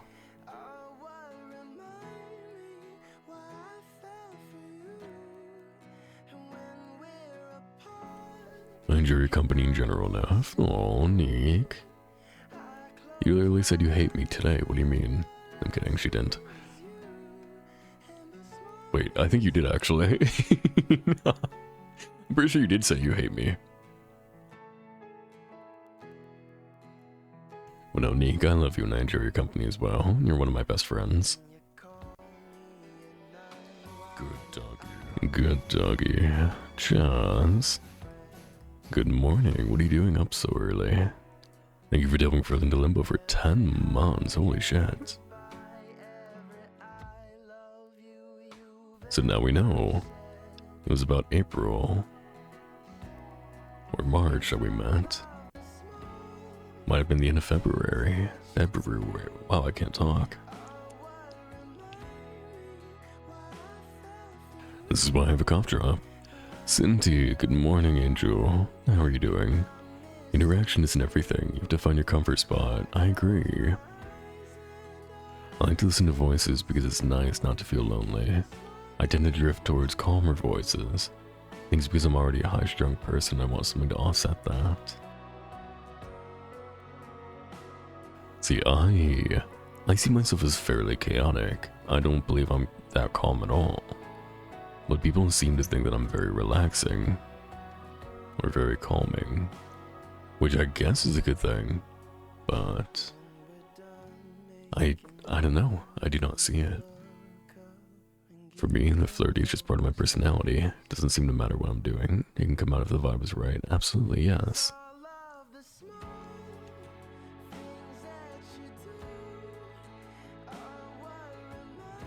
I'm so used to people saying that they like my voice and assuming it's mostly the accent. But then an Australian told me that they liked my voice and I was like, you have the same accent, so it's not that? I mean, Corey, your voice is very pretty. It's not just the accent. The accent is just like a cherry on top.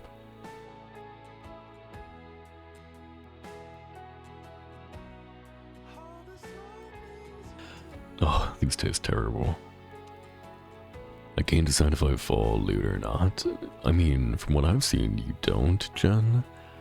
But we're all quite a bit more lewd outside of our own streams. I'm definitely a lot more chaotic outside of my streams.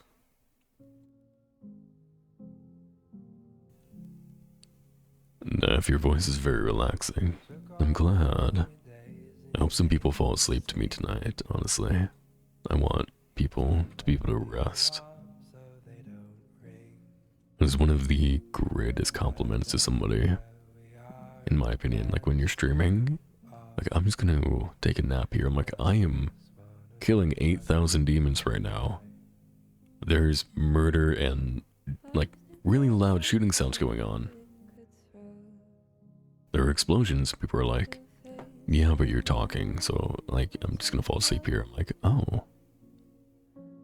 Wow. Okay. Happy to have you. Sleep well. It warms my heart every time. I hate my talking voice, not my singing. Just talking, so I try to deepen my voice so I don't get bored again. Nick, I love your voice.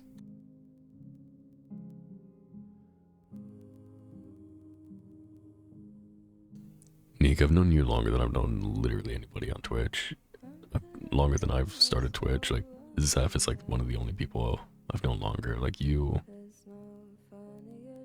If I did not like your voice after our 2+ years of friendship,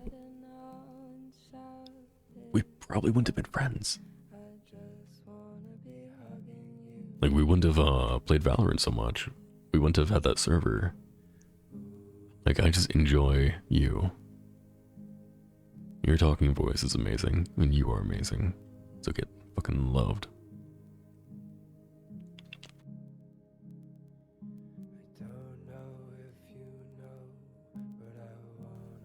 You're the most happy when you're just about having fun and want to resort to the uncomfy stuff. Zed, be you. That's all I can say. And it seems like everybody else agrees. That's the best that you can do. When I first started streaming, I had the intention of being a YouTuber, but immediately recognized it was not for me. I tried to push past the, like, realizing it wasn't for me, but I couldn't. I'm just not that way.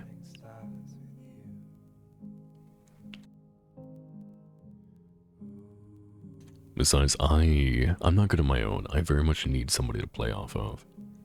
That's why I can talk to chat. I love doing just chattings, but I'm terrified to do them. Because if people aren't chatting, I don't know what to talk about. So, luckily, I'm able to just randomly rant about something for a little bit.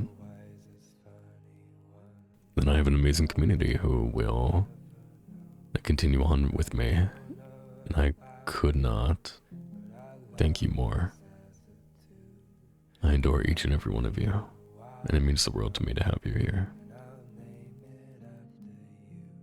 Whether you're lurking, or active in chat, or you just came to pop in and say hello, it means the world to me, truly.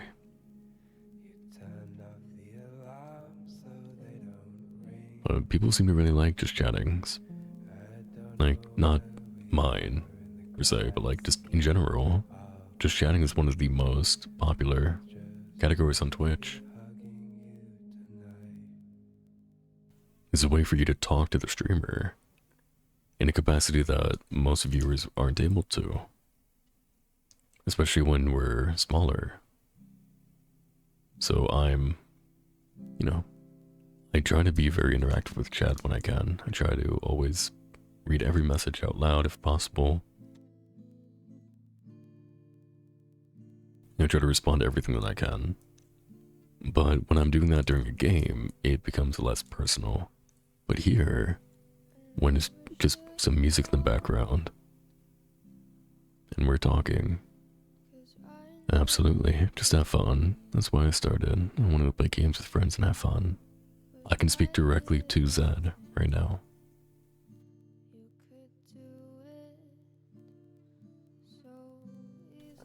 Neek, your voice is so sweet. I love your voice. Absolutely, Corey. It's amazing. I gotta go sleep now, nephew love. Have a good night, Midgley. Sleep well, little one. Thank you for coming in. I think the big takeaway from this big old talk is it's okay to be comfy with our voices. It's okay to compliment. There's more to people than just their voice. Oh yeah. There is a big bad on Twitch that we do not talk about anymore in this community.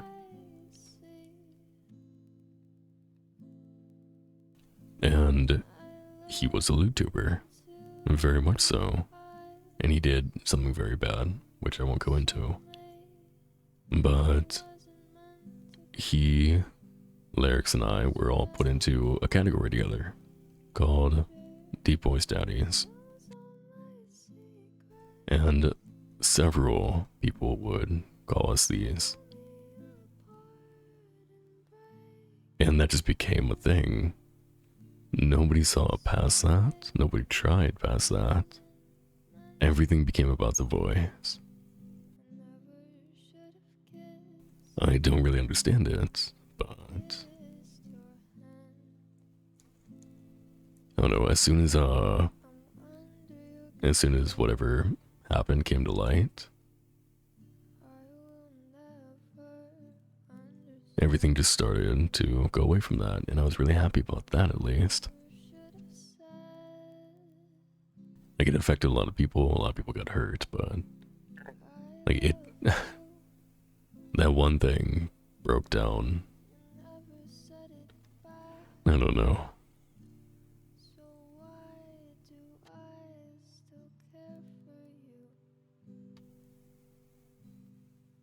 You just made me realize someone with a nice laugh is more important than a voice. Oh yeah. Oh, Cindy did Jesus. Stephen he. And a couple of drinky poos. Jazz, how many more glasses of wine did you have tonight? Please tell me you're a Jesus. No, I just constantly told you, fuck you. Yep, and I said, right now. And I love you all so much. I love you too, Chaz. Some people's laughs just make me feel fuzzy inside. Oh. Cynthia, what is that blee? I don't even know what that is.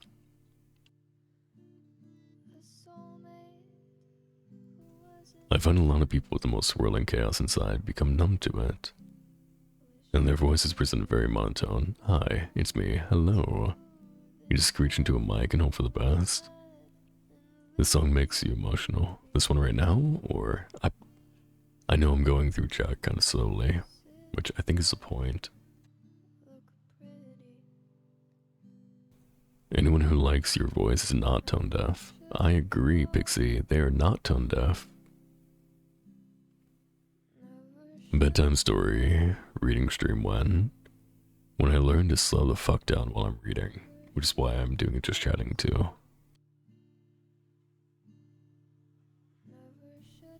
You were told you made Scorin comfy. That's forever your point of pride in streaming. I loved watching you play Scorin Lyrics.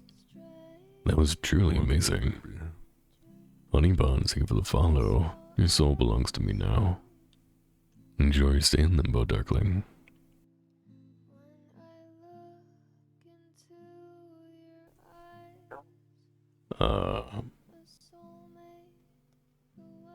When your voice is so smooth, it makes body horror comfy.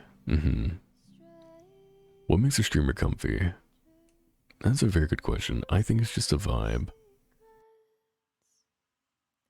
I wouldn't particularly call myself comfy, but I'm told I'm a comfort streamer. So, what does make a streamer comfy? Or what makes a stream comfy? It was great being able to chat with you the other night before Bloom got there. I love just having good conversations. Absolutely, me too. I've never done it just chatting because I'm convinced that I have no one to chat off of. I mean, if you say you're doing one in advanced, I know several people that would be there. But you're very much a guerrilla streamer. But like, so when I'm in some music, hello?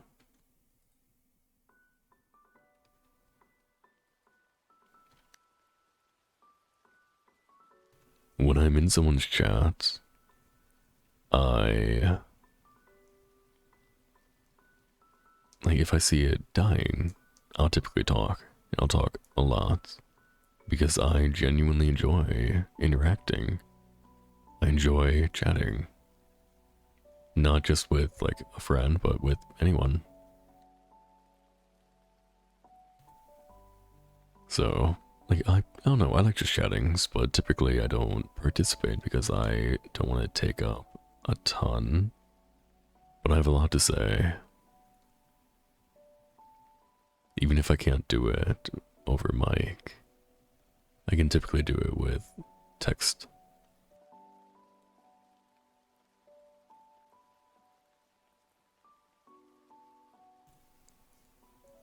Bitch, if I'm available, I'll always show up. Absolutely same. I may lurk at one point, but I always come back. Take nothing for granted. True. Your friend says he's gonna stream a game, but spends 3 hours in just chatting first because he has ADHD and can't stop talking. Yep. I think that makes for a great streamer. Hi. Sorry I messed it off. What did you do? I have no idea at this point, Zed.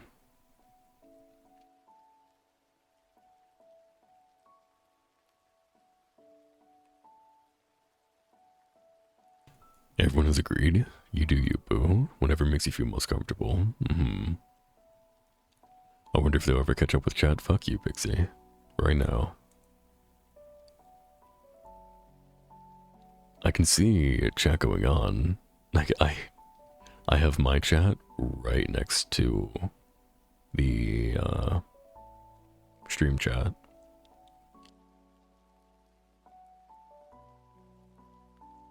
I just would like to get through it first so I can, you know. Besides, I like not being able to catch up properly. It means there's more going on.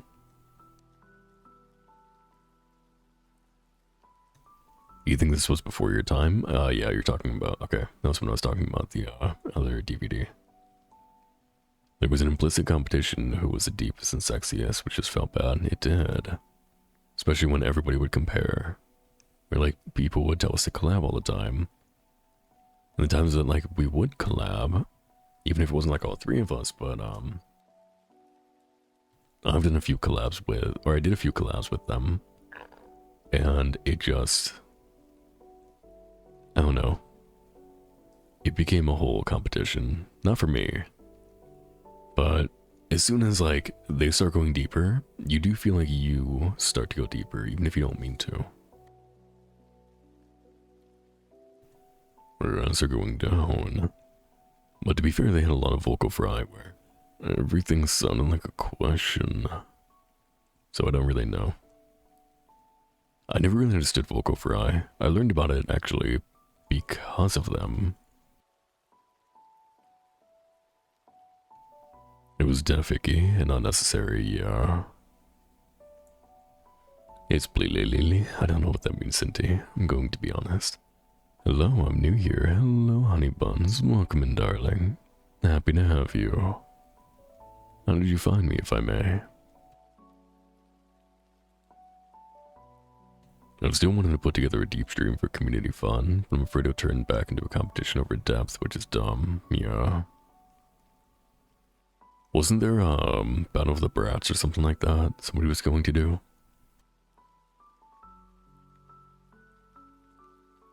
I just feel like that would be a terrible stream.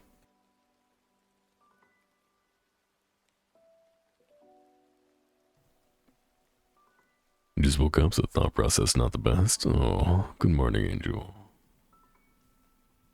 Demon gremlin noises. Neek. Yes, take my soul, happily. A topic panel could be a good option for that. Like a specific topic that everything focuses on. Gorilla stream. Streams are built off of chatters, absolutely, yes. I remember back in the early days, and I'm sure so many people can relate, where like, I didn't start in this community. I didn't even start as a VTuber. I used to have a kitty cam, and I would reach over and pet Mufasa or my cat Mumu all the time. And I would play Valorant or Hollow Knight. I didn't have a VTuber model until I was affiliate, and that was my debut. I didn't even make it as, like, I didn't have Twitter, I didn't make it a big deal. I just put it together, and I never really changed it.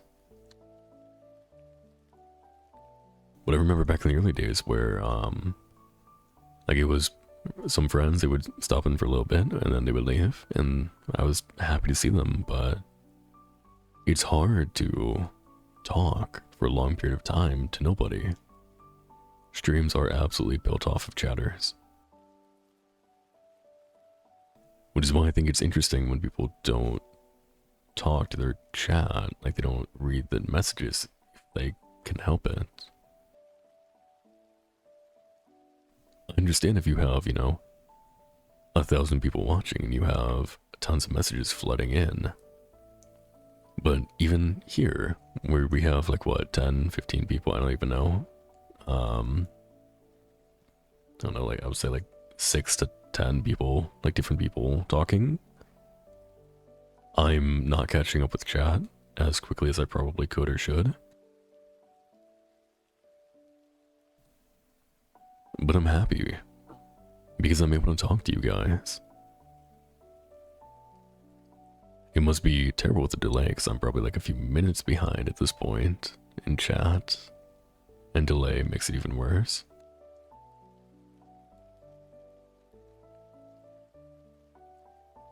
Same, I specifically try and do it with newer streamers that sound like they feel awkward. Although anymore I tend to just lurk in silence, yeah.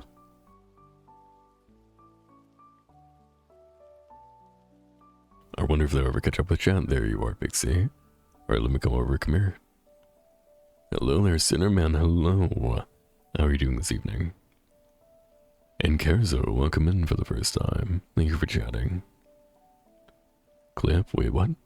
What are we clipping? I have a natural vocal fry from vocal exhaustion. I'm super paranoid about it these days, with people forcing it to artificially go quote-unquote deeper. As the whole Vala voice thing started. Lyrics, I can tell you, the times I've heard you without the vocal exhaustion, like laughing, having a good time, yelling, which, like, to be fair, like, I've not heard you a ton. Like, if we're watching a movie or having a chat, like, a while back, or you're playing a game, like when you were playing Cyberpunk, I remember, you sounded, like, really peppy. Like, you had a lot of energy.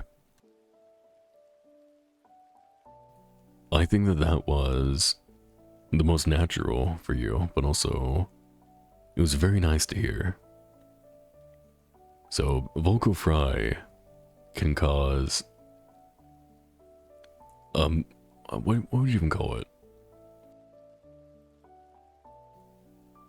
Like, not like vocal exhaustion, vocal fry, but like purposeful vocal fry can cause deep mistrust in the person.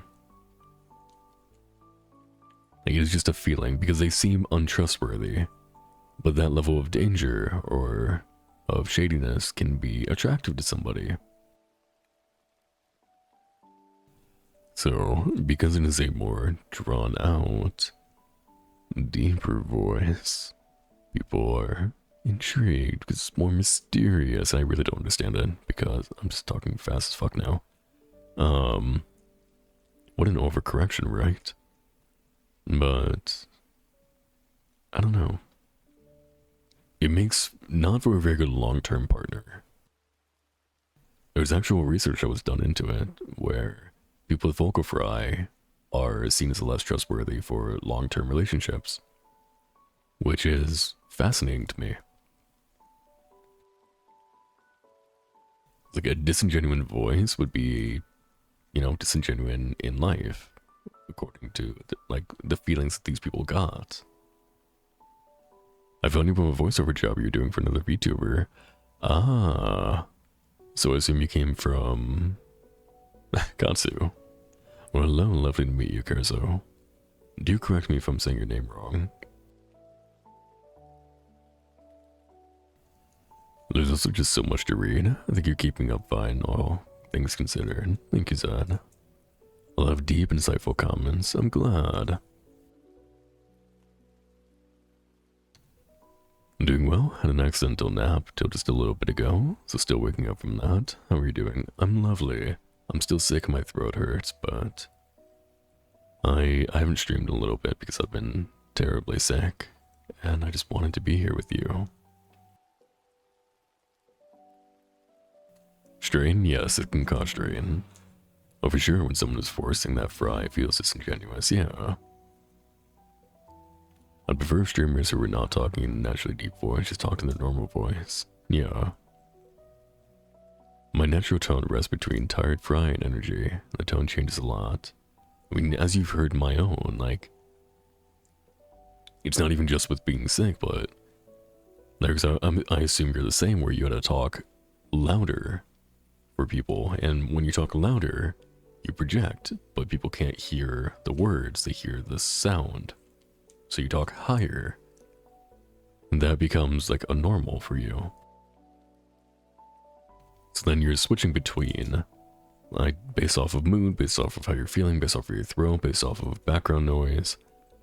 Like right now, I'm definitely straining my throat, and I feel myself going higher. Or if I just relax, it'll be a lot easier. But for some reason, it is, what do you call it? Habit, I guess.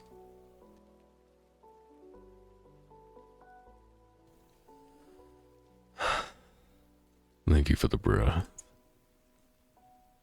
You feel like you are disingenuous when you switch, but it's like a natural switch. But you're not being.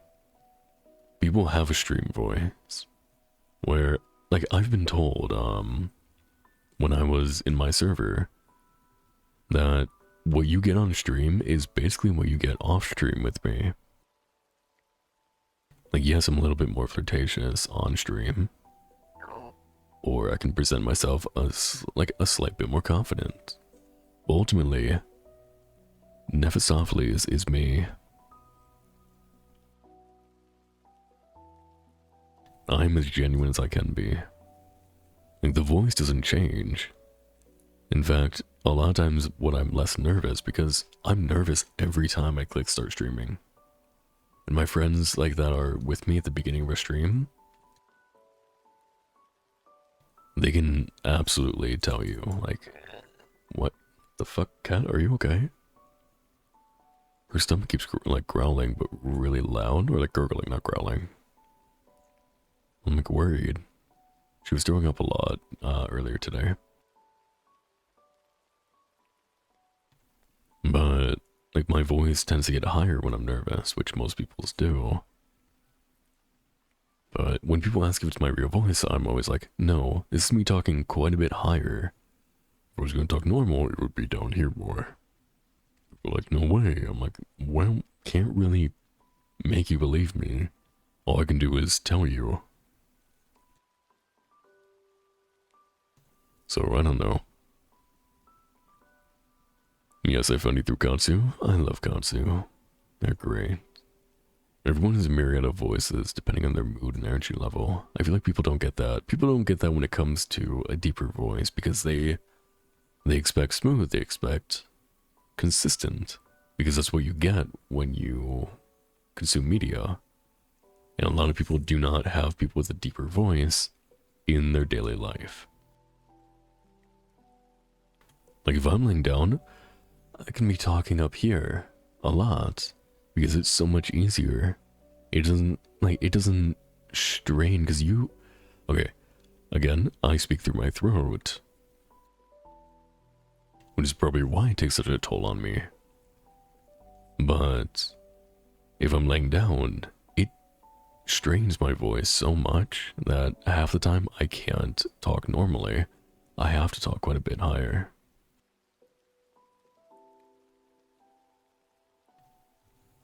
I'm sorry you're feeling sick. I hope you feel better soon. Thank you. I really do appreciate that, Sinner. The voice streamers catch a lot of attention when their voices go up. Like, oh, there's a real voice. No, like, no, it's just emotion. Yeah. You tend to be quieter off stream. I mean, yeah, we've been in a VC a few times, and I'm like, it doesn't matter if you're quiet. You're still you. On stream, you are the center of attention. But in VC, we're all different, but we're all just as important.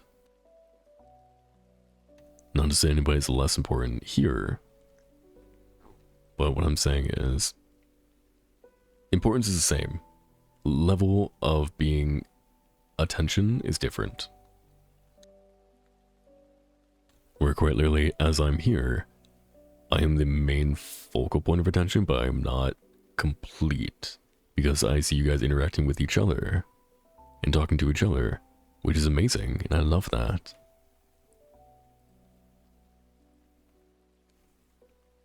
Thank you for the Tamagotchi self-care.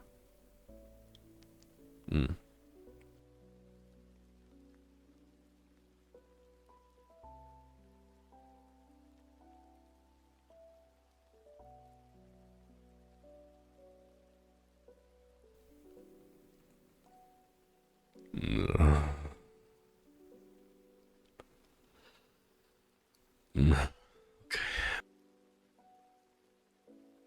Oh, that made me lightheaded.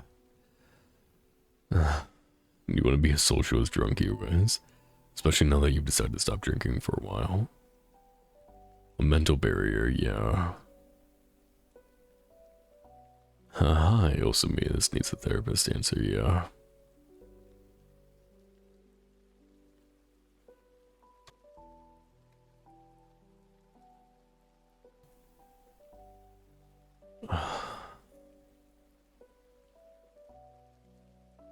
I adore you all. I do hope you know that.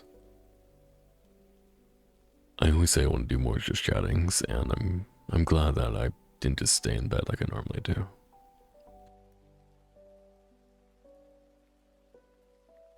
By the way, I'm gonna link this video. It is a almost 4-hour video. It's an almost 4-hour video of relaxing sleep music and rain sounds, stress relief, deep sleep instantly, piano music for insomnia. I know it won't actually help, but the rain and music tend to be good together, especially if there are no words to focus on.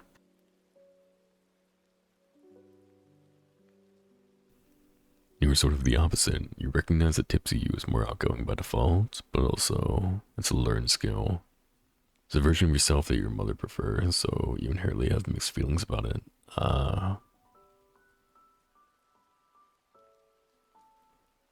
It can be very difficult.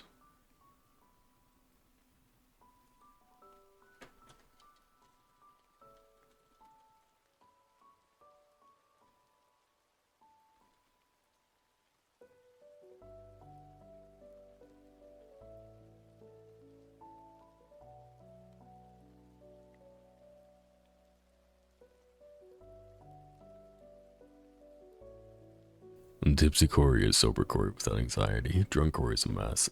I wouldn't say drunk Corey is a mess from what I've seen at least. I would say drunk Corey needs a tiny bit of a filter or a leash. I think drunk anyone could be a mess depending on what they have going on in their lives, yeah. Like, I'm terrified to get a certain level of a drunk. Luckily, it takes a lot to get me drunk, and I sober up after an hour, typically. People with massive amounts of retracting trauma find it easier to get out of their shell when alcohol dissolves those walls. It's a lot to unpack. We're repressed. Teehee. You took cold meds, just waiting for them to kick in. Pixie, I hope you sleep well, love.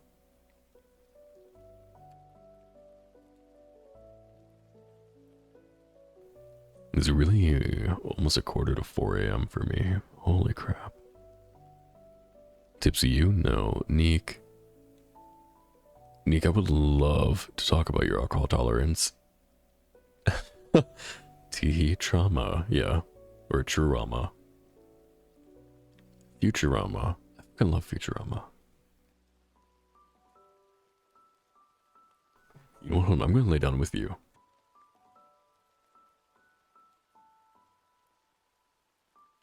I'm just gonna lean back. Hi.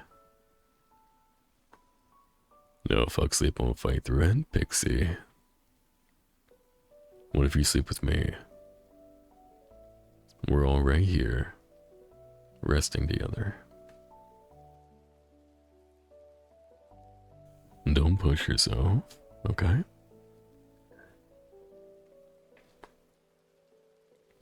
just gonna hide in shame. Why hide in shame? Nick, okay, being an extreme lightweight is not a bad thing. It does mean you need to be a little bit more careful, especially in a social setting, but I think that it's honestly better than being a heavyweight. You don't have to be up until 10 a.m. It's almost 3. You're fine, honey. Try and get some rest, please.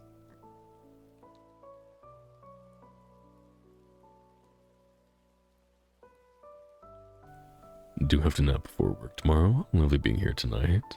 Sleep well, Alex. I hope you have a great day at work. And thank you for coming in. I appreciate all your insight. Thank you for chatting. Last time you got drunk, you were drinking by yourself at home and passed out in front of your toilet for a few hours, so you're staying sober for a bit. Holy crap, Corey. Yeah. Not a bad idea. Not you, who'd lightweight 1 to 2 drinks only, but you sober up quickly. Who's lightweight, yeah.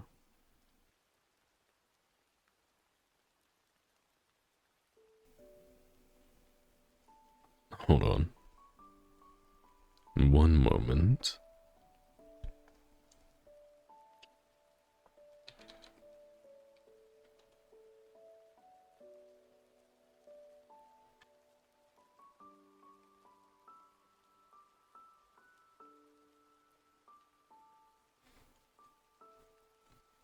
And now we wait.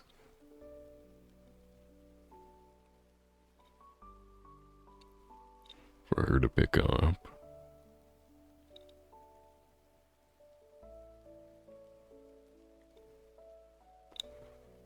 Pixie check Discord.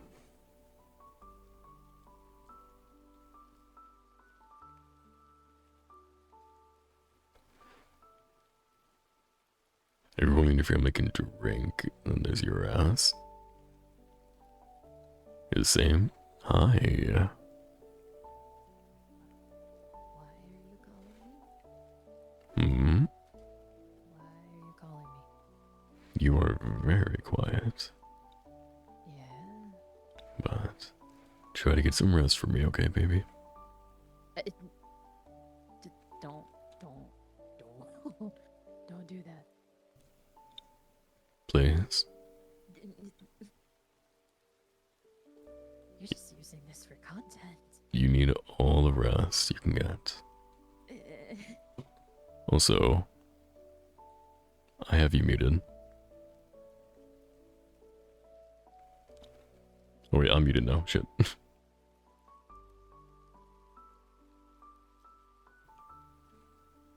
Hmm.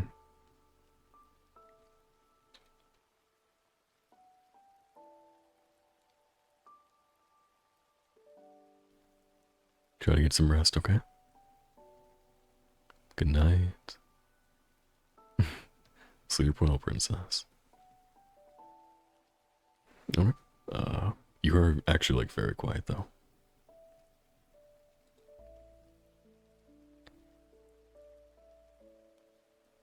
Better? Not at all. Let me pause the music and you should be able to go. Okay, go for it. Okay, hi chat. Hello. Good night, Pixie. Yeah. Good night, everybody. I guess I'm going to bed.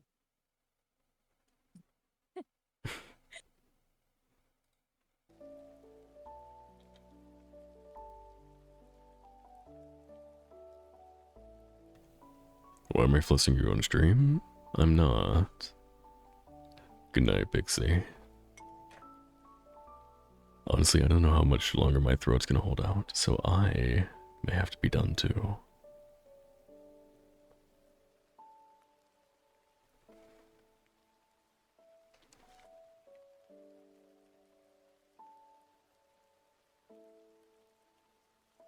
Alright.